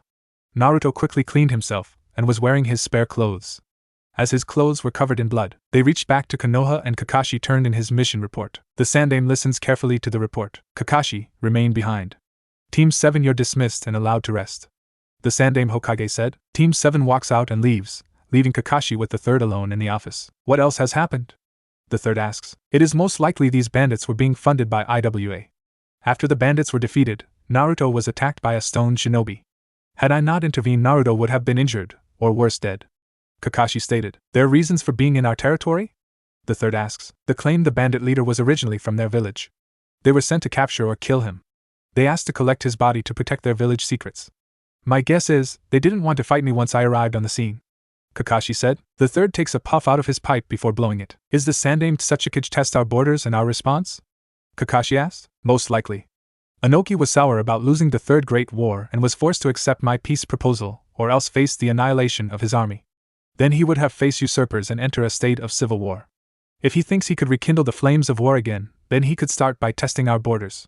However, our intelligence suggests IWA doesn't have the manpower to start a war. The third said, the timing couldn't be worse. The Chunin exams are upon us. Kakashi said. I know. We also face the Military Disarmament Act. We do not have the men to repel an attack if IWA decides to restart the war. However, the Sandaime Hokage said, IWA also doesn't have the force to launch a successful invasion either. They're still recovering from the Third Great Shinobi War. The losses they took from my sensei was too much for them to recover. However, we really don't have anyone that could damage IWA and keep them at bay from our borders. Sensei really worked overtime in keeping IWA off balance and in full retreat. I still remember the maid 1,000 IWA shinobis fled upon his arrival on the battlefield. Kakashi said, Minato was a gifted shinobi. Finding someone like him will be hard to come. On that same subject, how is Naruto? The third asks. He's growing. Faster than what most kids go through. He'll be Jonin in a year. I want permission to grant him some special training. I feel he's ready. It will be tough, but he needs to be trained to handle situations soon. I wouldn't be surprised if he ends up in Iwa's bingo book. He did fight Kuratsuchi to a standstill and was able to fight a group of bandits on his own. Kuratsuchi? You referring to Inoki's granddaughter? The third asks. Yeah, she was there, Kakashi said. She's already a Chunin and is one of Iwa's rising kunoichis. Naruto manages to fight her on even terms. Most impressive. The third said. Her team was about to intervene in the fight when I made my appearance. They quickly back off once they knew who I was. Kakashi stated. The third turns around to look out the village. Naruto is already leaving his mark in the shinobi world. Make sure you prepare them for the upcoming shinobi exams. The third notes. It has been almost a month since Team 7's mission to the outskirts of the borders. Kakashi was making them train with weights and making them run and work out with weights. Every time Naruto would get faster, Kakashi would add more weights to his training to slow him down. Kyoko too would be getting faster as well. Byakuya would train with the team but spend most of his time with his family dojo training with his grandfather. Learning his family ancient techniques, Naruto and Kyoko would spend most of their time sparring against one another. Naruto was proving to be fast and had the speed on his side. Kyoko, however, may not have his stamina or speed but was very agile. With her Sharingan having 2 tomo in each eye, she could dodge most of Naruto's attack. However, Naruto had speed in his attacks and most of the time he forces Kyoko to guard and block Naruto's blow to avoid a direct hit. They did this under the careful supervision of Hatake Kakashi. The two were sparring as Kakashi was reading his book. A sudden kite call could be heard as Kakashi looks up. Is it that time already? Kakashi said as he closes his book. He gets up and looks at Naruto and Kyoko sparring. Alright, that's enough, you two. Take a break and rest. Enjoy the rest of your day. Kakashi said as the two stopped sparring. They turned to look at Kakashi with questionable eyes. Learning to rest and enjoy yourself is important. Walk around the village or go eat someplace that's nice. You don't need to train every day, Kakashi said. In saying that, Kakashi disappears from view. Naruto and Kyoko gather their things before returning to the village. Want to eat some ramen? Naruto asked Kyoko as they walk in the village. Is that all you eat? Kyoko asks. I'm still not allowed in other places. Ichikiri ramen is the only places that allow me to eat there without them scowling or glaring at me. Naruto said. Are they really that blind because you're a Jinchuriki? Kyoko said. Do you even have to ask? Naruto said. I think they're fools, Kyoko said. Byakuya has been spending a lot of time with his family. Any idea what he's been doing? Naruto asked as they walked into Ramen Ichiraku. Oh, Naruto, you're back, Ayame said as she greeted them. Welcome, Tuchi said as he racks the noodles in his rack. 1 miso ramen, Naruto said as he sits down. Make that 2, Kyoko said as she sits down next to Naruto. Naruto and Kyoko sat down before they pulled out their notebooks. Genkai had them write down lists of jutsus they knew as well as practice them over and over again until they could do it without really looking. Though Genkai warned them about losing their notebooks. As other shinobis, specific enemies who could use their own jutsu against them. In the shinobi world, jutsus were more valuable than money. What do you think Byakuya is doing? Naruto asks. If I had to guess, he's learning some new jutsus as well, training to become stronger. His grandfather may be strict, but he is reasonable and does train Byakuya well, Kyoko said. She looks down and seemed a bit sad. Naruto knew what was going on in her mind. She was envious of Byakuya because he still had his grandfather to teach him his clan techniques. It reminded her of the days her older brother Shursui would train her in not only Uchiha clan techniques, but also his own style as well. Teaching her how to use Shunshin, body flicker, and Kawarimi, substitute, in combat effectively. She would face him many times in mock simulations to overcome her older brother. She even woke her Sharingan in a mock battle and copied his movements perfectly. Yet she still wasn't able to overcome her brother in combat. That was when he told her that even if she was able to copy someone's movements, A skilled opponent who knew his own movements well would be able to beat her even if she copied his skills. Naruto was the only one who trained with her to perfect her style in fighting. She had mastered the kawarimi and was able to replace herself with objects and logs with ease. She was getting so good she was starting to place explosive tags on her objects. Her shunshin was getting good too, yet according to Kyoko, her older brother Shusui was able to create afterimages when he used shunshin, fooling his opponents, and he even knew how to suppress his presence when facing censors. Naruto knew how much surpassing her older brother meant to Kyoko. In her eyes, her brother was the greatest shinobi she ever knew. His death upset her greatly. It was the last time she ever showed or allowed herself to appear to be sad. Ever since then, she almost appeared as cold as ice. What really sealed her emotions was the massacre of the Uchiha clan. She watched Itachi slaughter countless of her clansmen in front of her. Many clansmen tried to shelter her from Itachi's vengeance, and were cut down for their defense of her. Yet Itachi refused to kill her. Instead, he placed her in a genjutsu that caused her to lose consciousness. She rarely spoke of it, but before she lost consciousness she saw a man wearing black robes with an orange mask walk up to Itachi before they walked off as she passed out. Genkai questioned her further about the masked man, asking if he was in an ANBU, but Kyoko didn't know. All she knew was that this masked man was Itachi's partner. "Here are your orders," Ayam said as she places 2 miso ramens down in front of them. Naruto and Kyoko grabbed their chopsticks and placed them on in a prayer. "Itadakimasu," they said as they began to chow down on their ramen. Hokage's office. The Sandaime Hokage was sitting behind his desk dealing with his paperwork as usual. Things in the village were peaceful, but reports from Jiraiya, his old pupil he should have taken more serious as trained as his successor, sent word that Orochimaru was up to something. Konoha had something to do with it as he set his eyes on Konoha and was going to return. Jiraiya even suspected Orochimaru has already made contact with Danzo and was plotting something with his old ANBU commander. The third had no choice but to place Danzo on surveillance. Already there was too much suspicion surrounding Danzo. Even his old mentor, Genkai, was suspicious of Danzo and urged the third to take action before Danzo could do something that really damages the village. She was even suspicious of the Uchiha massacre and suspected Danzo had a hand in it. Sarutobi Hiruzen didn't have the heart to tell her the truth. She was an intelligent woman who, when knowing something was wrong, wouldn't hesitate to speak her mind about it and even launch her own investigation. Genkai told him the Kyuubi's attack on Konoha, as well as the Uchiha clan massacre, could be the stages of something bigger against the village. The third turns around and remembers how Koharu, Hamura, and Danzo were suspicious of the Kyuubi's attack and were quick to blame the Uchihas, claiming they were plotting a coup. The only evidence they had was the reminder of what Uchiha Madara did in the past with the Kyuubi. The scars on the land still remain as ever since that fateful battle against the Shodaime Hokage. The third gets up and walks to the meeting room where the Jonin instructors were gathering. He walks into the room and silence quickly follows as he takes his seat. "I trust you all know what that time is. The Chunin exams are upon us once again. This time, Konoha will be serving as a host to various villages that will be arriving.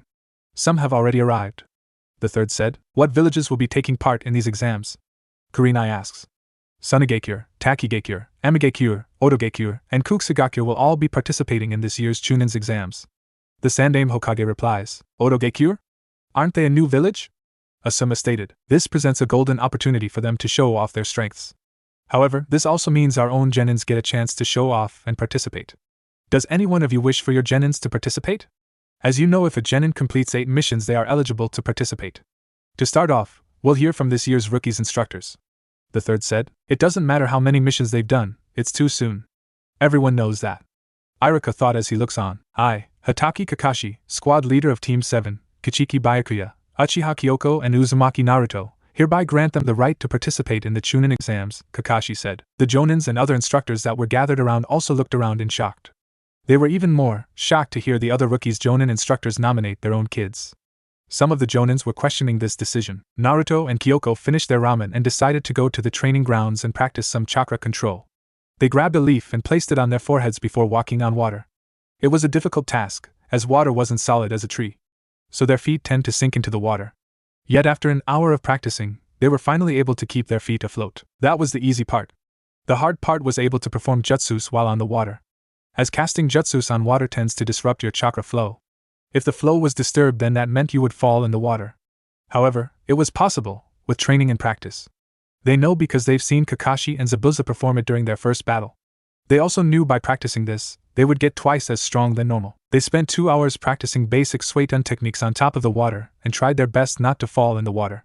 In the end, they managed to succeed but were exhausted. In the end, they called it a day and went home. Naruto was tired and didn't even bother to make himself dinner. Instead, he went straight to his bed, removed his clothes and falls straight asleep. Naruto woke the next morning and quickly made himself breakfast. Genkai made sure he ate a healthy breakfast every day. It was for this reason he cooks himself eggs and bacon with a piece of toast. It wasn't a big breakfast, but it would have to do. Once he was done, he put on his outfit before making sure he had everything. Once he was ready, he locks his apartment. Naruto walked through the streets of Konoha before heading to the training grounds where his team was going to be. No one really said anything to Naruto or sent him any hateful glares. Naruto arrives at the meeting place to see Kyoko and Byakuya also just arriving. This was starting to become a common routine. After the first 3 months of Kakashi appeared 2 hours late, the trio decided to arrive just 5 minutes before Kakashi would arrive. So far, they've gotten the timing down pretty accurate. The trio barely said hello when Kakashi appears on a branch with his usual eye smile, and his hand up in a gesture of hello. Good morning. Sorry I'm late, but I ate goldfish in a pond that was drowning. Kakashi greeted with his usual lie. What are we doing today, sensei? Naruto asks. We're not doing anything, Kakashi stated. You woke me up for nothing? Kyoko mutters as she looks away in annoyance. Byakuya also looked slightly annoyed. Relax, I didn't summon you all here for nothing, Kakashi said. His 3 students turned to look at him, giving him their full attention. Giving him the silent question to elaborate on his meaning. Kakashi disappears before reappearing in front of them. He reaches into his back pouch and pulls out 3 pieces of paper. I have nominated you 3 for the upcoming Chunin exams. This is a promotional chance for you 3 to become Chunins. It's also a good chance for you to get some experience in fighting other shinobis. There is no guarantee that you'll all become Chunins, but it will give you some first-hand experience, and you might even learn something new by participating. The Chunin exams will be hosted a week from today. If you're up for it, you will take your permission slip to the academy. However, I will warn you, in truth, none of you are truly ready for the Chunin exams. However, if you feel ready, and you want to prove yourself in doing harder missions, then the Chunin exams will be the perfect place to leave your mark. Kakashi said. What do you mean, sensei? Kyoko asked. The Chunin exams is the beginning of many shinobi's careers. It's how their names get out to various people and parties and hire them. The Chunin exams is the stepping stone for many shinobi careers. Kakashi explains. These exams, if you excel well at them, will cause clients to reach out to you. However, being nominated doesn't mean you have to take it. You can sit this one out if you want. If you do, however, decide to participate, go the Academy Room 301. Be there 10 minutes before 3 p.m. If you're late, you'll be disqualified. The trio takes the paper and looks at it. Think about it before you enter, Kakashi said. In saying that, he disappears from view. Chunin exams? Does this mean we'll be fighting our fellow Konoha Genin? Kyoko said. There are more Genin than Chunin and Jonin combined. So that means it's not easy to get promoted. Many shinobi's careers end at being Chunins. Byakuya said. Yeah, but we're aiming higher. We're going to be Jonins. Kyoko said. You guys can be Jonins, I'm going to be Hokage, Naruto said. That dream hasn't died away. You know the odds of you becoming Hokage is slim, right, Naruto? You need to prove to be the strongest in the village. A leader in both war and peace times. When people think of the village, everyone will think if the Hokage is capable of defending it. The Hokage is always in the village and must defend it. Kyoko said. I'm aware of that. My dream hasn't died. I intend on being Hokage no matter what. And not just any Hokage. I'm going to be the greatest of all the Hokages. Naruto said proudly. Well, if one thing true, that Naruto can manipulate all 5 elements. He can use the basic ninjutsu of Katon, Suiton, Futon, Doton and Raiden jutsus. So he is a strong candidate. However, Kyoko was thinking, being Hokage means you're capable of fighting better than Jonins. You have to be really good and make your enemies pause before they attack you. Byakuya was finished thinking. Do you think we're ready to be Chunins? Byakuya asked. Genkai did say we were as strong as Chunins when we left her. We've certainly gotten stronger since we left her. However, despite how strong we've gotten, I don't think we've reached Kakashi-sensei's level just yet. He still is far ahead of us in this race. Kyoko said wisely. That is true, not to mention, the imagine of Gaara and Kankuro appeared in Naruto's mind. Those guys will be taking the exam. Meaning they are the strongest genins of their village. Naruto thought as he tried to remember the short scuffle Team 7 had with the Sand Trio. Let's call it a day. We'll meet back at the academy at 2:30 for the Chunin exam. Do some light training. We don't want to be exhausted on the exams, Naruto said as he turns to walk back home. Things are becoming more interesting. Naruto thought with some realization. The Chunin exams? Well, if I intend on becoming Hokage, I can't stay a genin. I will pass these exams and become Chunin. A week later, Team 7 genin stood in front of the academy. They said nothing as they walk inside and venture up to the 3rd floor. The moment they got up on the 2nd floor, however, they found the stairway packed with genins. Team 7 narrowed their eyes and walked away. They weren't fooled by the genjutsu. However, Sasuke decided at that moment to show off. He announces the genjutsu and scoffed at the thought of being fooled by a weak genjutsu. In response, the genin attempts kick Sasuke with Sasuke attempting to kick him back. Instead, a bowl-cut kid wearing a green jumpsuit quickly moves to intercept the kicks and grabs them with his feet. Naruto watches with interest as he knew these guys would be his competition. Naruto hung back listening carefully to a Hyuga belittling his teammate for revealing his strength. The boy, Rock Lee, started flirting with Sakura and Sakura was mortified at the sight of the bowl-cut shinobi. Team 9 walks off with the bowl-cut shinobi chasing after them. Let's see what they're capable of, Naruto said as he follows them. Byakuya and Kyoko follow. They reach the top of the stairs where Rock Lee was fighting Uchiha Sasuke. It was a one-sided fight, as Lee was not only faster but agiler. No matter what Sasuke could do, he couldn't counter Lee's speed. What do you think? Naruto said as he watches the fight with interest. Sasuke is at decent genin level. It's clear he's hardly trained since he left the academy. However, Lee, he's another story. I can tell just by looking at him, he's been training very hard for over a year now. Sasuke is outmatched, Kyoko said. Byakuya was silent as he watches with interest. Let's go, Naruto said as Madogai appears. They quickly disappear as Madogai started his flashy entrance and his renowned Springtime of Youth speech. Naruto led the team to the entrance door they were assigned to, only to see Kakashi-sensei waiting for them. Now I see, you all decided to come on your own free will, Kakashi said. You can now officially register for the Chunin exams. What do you mean? Byakuya asks. I'll be honest with you. This exam can only be taken in a 3-man team. You couldn't solo the exams even if you wanted to. I lied because I wanted to be sure this was the path you wanted to take. I didn't want any of you to face peer pressure from your teammates into taking these exams if I had been honest. I wanted to see if all 3 of you wanted to take these exams. Meaning what exactly? Kyoko asks. Meaning that you're all here because you want to be. You see, you need your 100% commitment to take these exams. Because this is going to be my last bit of advice for you. These exams will either make you, or they will break you. Kakashi said. Are these exams really that tough? Naruto asks. These exams aren't meant to challenge you physically. These exams are more mentally challenging than anything you've faced. I wish you good luck because you're going to need it. It's been many years since rookies took these exams. The last bunch didn't do so well. However, I'm confident that you'll succeed. I don't expect you to become Chunins, but this will be a good challenge for you anyways, Kakashi said. Kakashi gave them his eye smile and opens the door for them. They walked inside to see the room full of people. It wasn't just Konoha genins that appeared but from other villages. Naruto, Byakuya, and Kyoko of course already knew what to do. They agreed to keep a low profile. Scout out their rivals before doing anything rash. You guys came too, Sasuke said as he walks up to them with Team 9 in tow. I see you're doing better than before, Sasuke-chan, Naruto said. Sasuke's eyebrow twitches at Naruto's nickname for him. Sakura was beside herself. She hated Naruto provoking her precious Sasuke-kun all the time. Before anyone could say anything, someone leaps on Sasuke. Sasuke-kun, it's been too long. How are you, honey? Ino asks. You guys are taking this troublesome exam as well? Shikamaru said as he walks towards them with Choji beside him. Yeah. Found you all, Kiba said as he leads Team 8 to them. So I see all the rookies are taking these exams. How far do you think you guys can get? Farther than you, Kiba, Naruto said. Heh, if anyone shouldn't be here, it's you dead last. I bet you're dragging your team down, and will fail in the first exam, Kiba said. Slowing us down? Kiba, if you knew the truth, then you would sing a different tone. Naruto isn't slowing us down, Kyoko was thinking. But rather, it's we who are slowing Naruto down, Byakuya thought. You seem rather confident, Kiba, Sasuke said. We trained like hell. We're not going to lose to any of you, Kiba said. Hey you guys, a new voice said. Everyone turns to see a guy wearing purple wearing a Konoha forehead protector walking up to them. He was also wearing large oval glasses and had gray hair like Kakashi. You should quiet down a little. You're being too rowdy. I see now. The 12 rookies that just graduated from the academy, am I wrong? You're all fooling around with those cute faces. You should know, this isn't a field trip. Who the hell are you to tell us that? Ino said. I'm Mikushi Kabuto. But first you might want to take a look around you, Kabuto said. They do so and realized almost everyone was looking at them. Who is this guy? His chakra seems larger than he lets out. Is he suppressing his chakra to a certain level?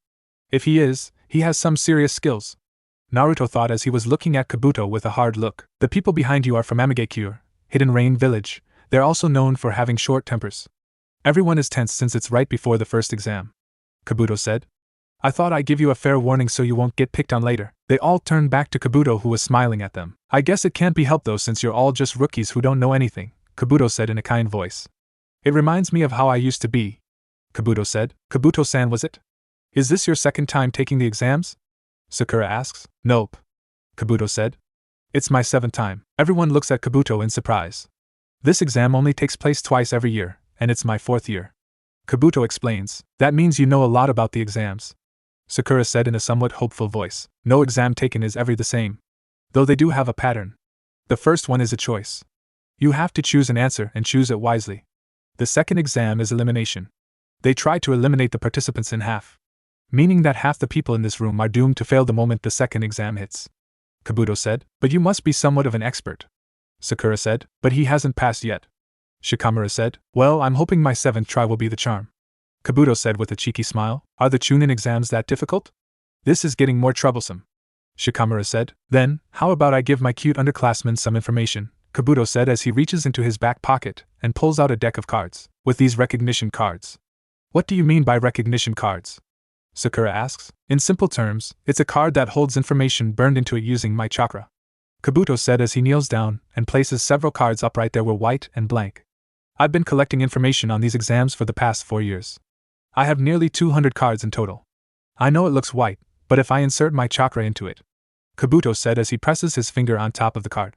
The image of the surrounding lands appeared as well as a scale appeared. What is that? Sakura asks. The exam's total number of participants, and the countries they're from. Konoha by far has the most with 75 people taking these exams. Suna has 30 people taking these exams with Kirigakure who sent 30 as well. The rest are neighboring villages. Amigakure, Takigakure, Hidden Waterfall Village, and Kusugakure, Hidden Grass Village, followed by a new village who could only send 3 genins, Otogakure. Hidden Sound Village, Kabuto said. Does your cards also hold personal information on individuals? Sasuke said as he steps forward. They do, Kabuto said. Are you interested in someone? Sabaku no Gara, Rock Lee of Konoha. Uzumaki Naruto of Konoha. Uchiha Kyoko of Konoha. Sasuke said. Oh, you already know their names.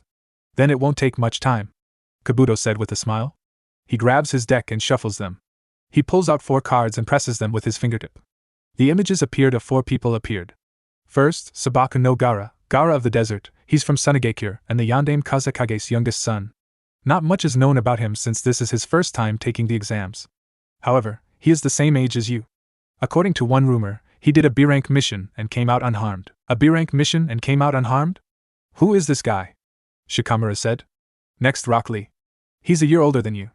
Like you guys, this is first time taking the exam. He's done 20 D-rank missions and 11 C-rank ones. He seems to excel well in taijutsu, however, his ninjutsu and genjutsu status is unknown. Kabuto said. What of the others? Sasuke asks. Uchiha Kyoko, she's your cousin's second remove, right? Her stats are unknown. Due to the fact she went away on a training trip for 4 years with renowned Konoha's elder Genkai. Uzumaki Naruto was also trained by Genkai. So much of his stats are unknown. However, according to some rumor, he killed an A-rank nuke nin, missing nin, on his own. Kabuto said. No way. The dead last beating a nuke nin on his own. Kiba said. Sasuke turns to look at Naruto in surprise. That dope. How far ahead is he going to be getting? Sakura thought in irritation. A puff of smoke exploded, causing everyone to turn to the front where they see a Jonin and several Chunin standing tall. Enough chit-chat.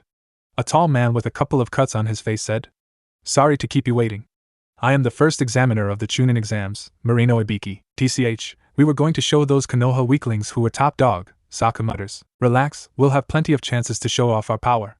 Dosa said. Everyone take a number and turn in your applications. Sit where your number tells you to. Then we can begin the test. Ibiki said as a Chunin hold up a paper test. Naruto looks at it, and suddenly remembers how poorly he did on the Academy's paper test. I'm at a disadvantage. Naruto realized. Naruto took his seat near the front and took note that he wasn't seated with his teammates. They were separated. Naruto looks for them and before he spotted them. Kyoko was seated on the left row in the middle while Byakuya was seating the far back in the right row.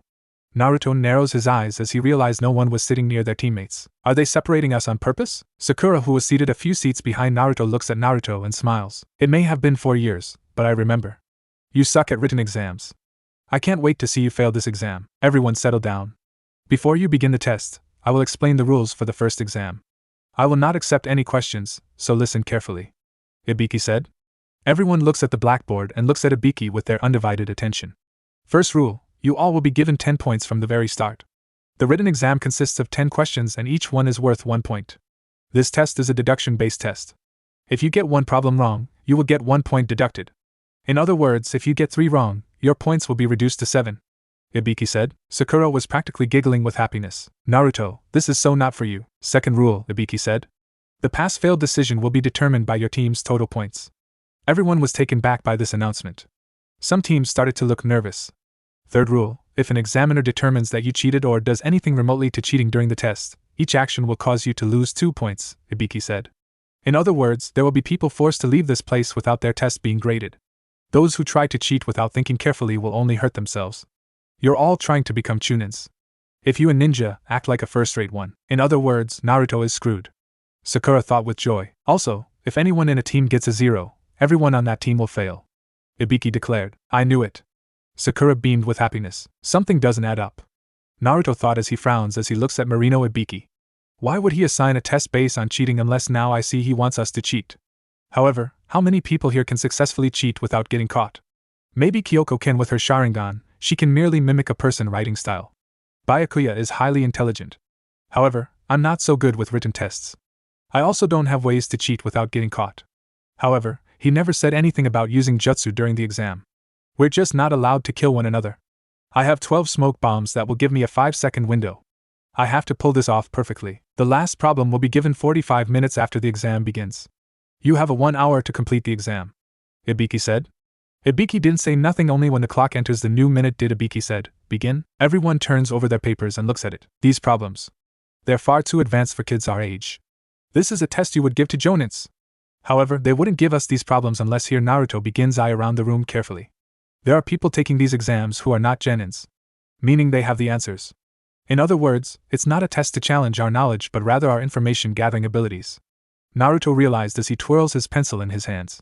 I'm near the front so I'm at a disadvantage. There are not many people I can cheat from. I really don't have any abilities that allow me to see around me either. I only get one chance at this. I have to memorize everything in a split second. TCH, I wish I had Kyoko's Sharingan. Naruto knew he had to wait for the right time to strike. Naruto paid close attention to what everyone doing. Kyoko was copying the movements of one person with her Sharingan and writing down his answers word for word.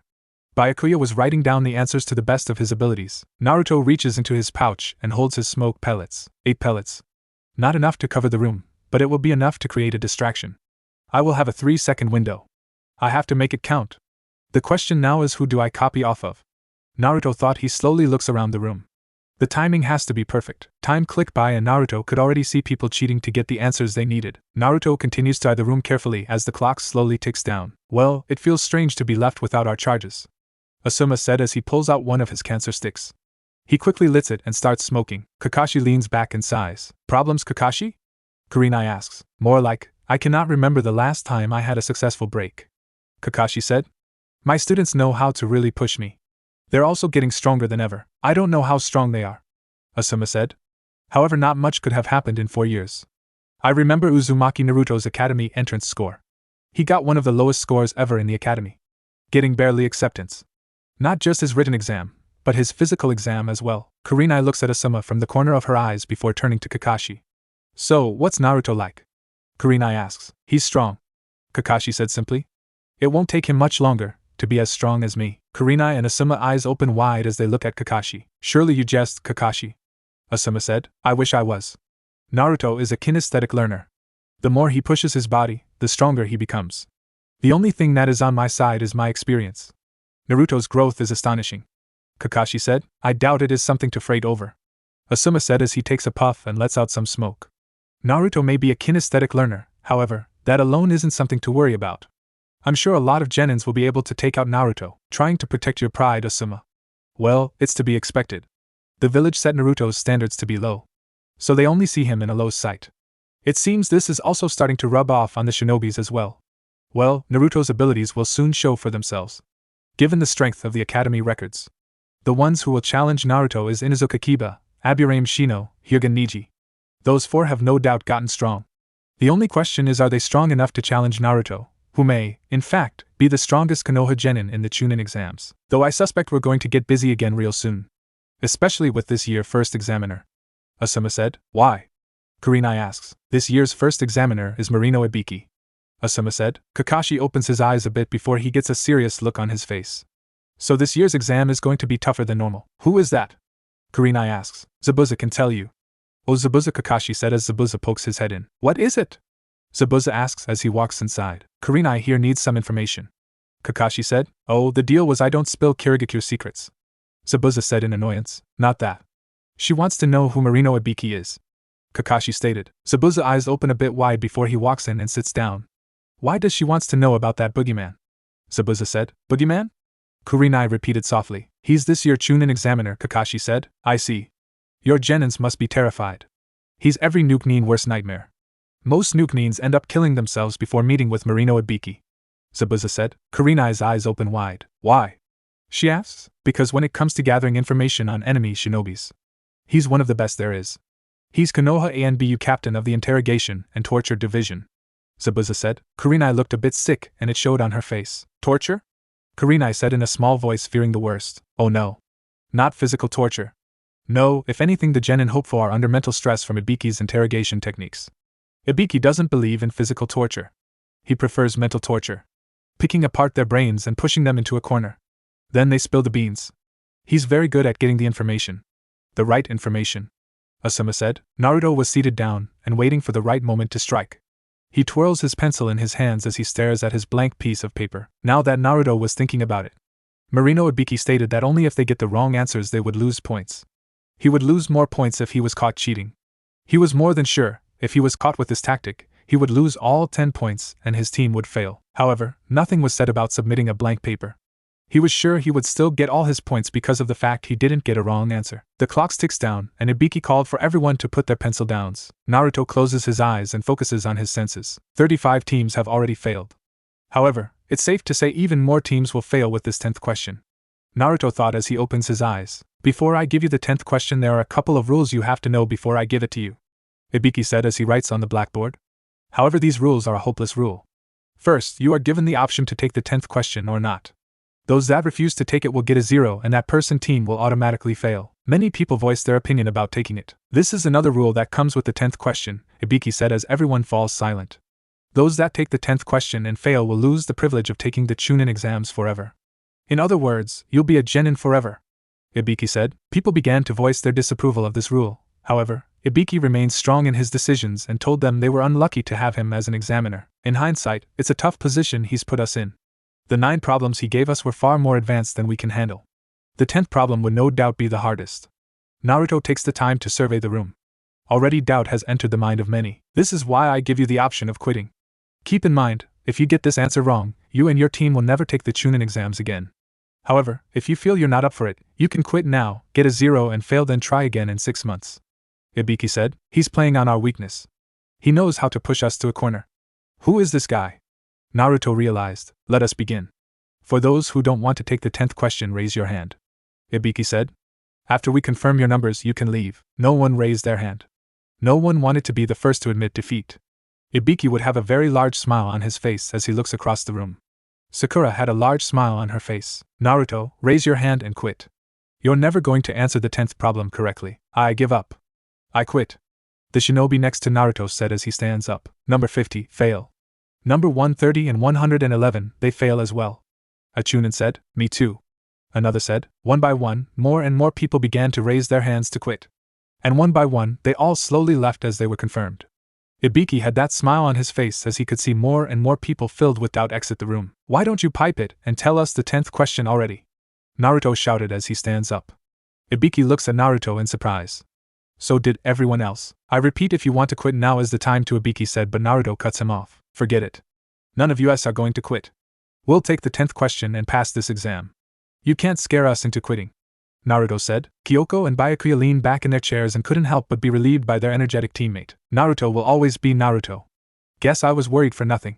Kyoko realized. Naruto has an interesting way of affecting people. He does this all the time. Byakuya thought. Ibiki looks at Naruto with a cold look. That's a risky gamble he took. Ibiki realized. He then looks around the room and realized something. Amazing. He has removed doubt from everyone's mind.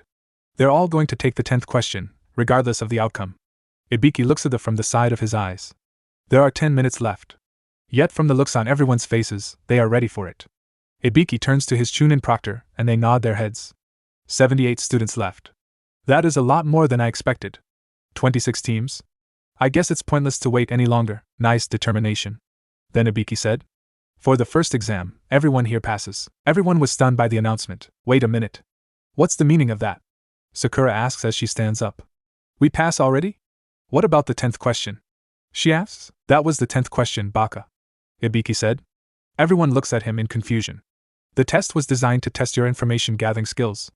I'm more than aware that out of all 200 participants that took this exam, there were only a couple capable of answering these questions. Let me give you an example. You're deep behind enemy lines. You must retrieve a stolen scroll. A smart shinobi first scouts the area, finds out about the area, traps, and guards are in the area.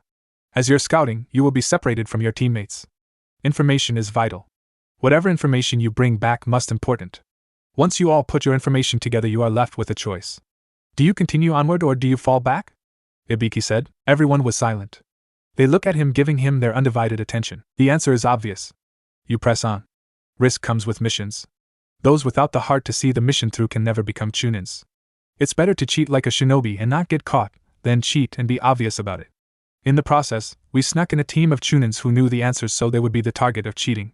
That is why those who cheated like a fool got caught and failed, of course. Ibiki said as he removes his bandana. He holds it on his side and everyone was taken back by the scars on his head. Why do you ask? Information can have greater value than life at times, especially in mission and on the battlefield.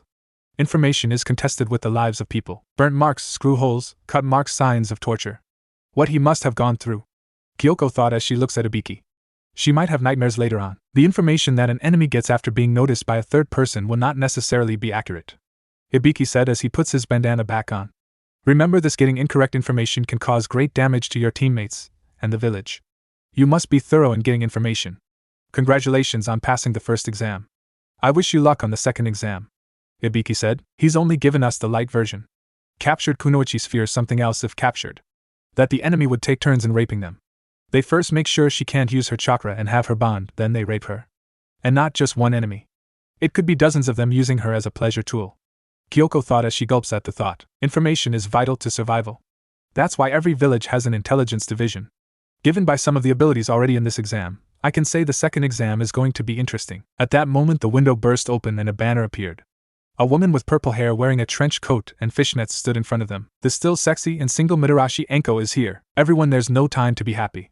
I'm the second examiner, Mitarashi Enko. Get ready for the next exam.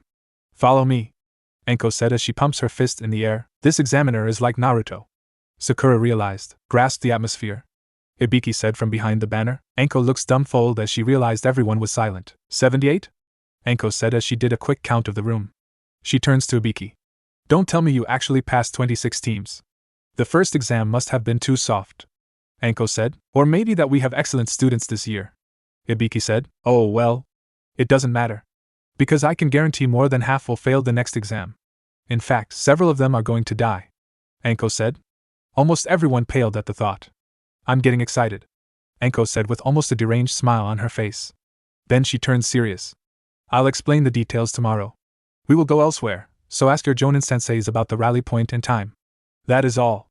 Dismissed, Enko said. With that said, everyone left to get ready for the next exam.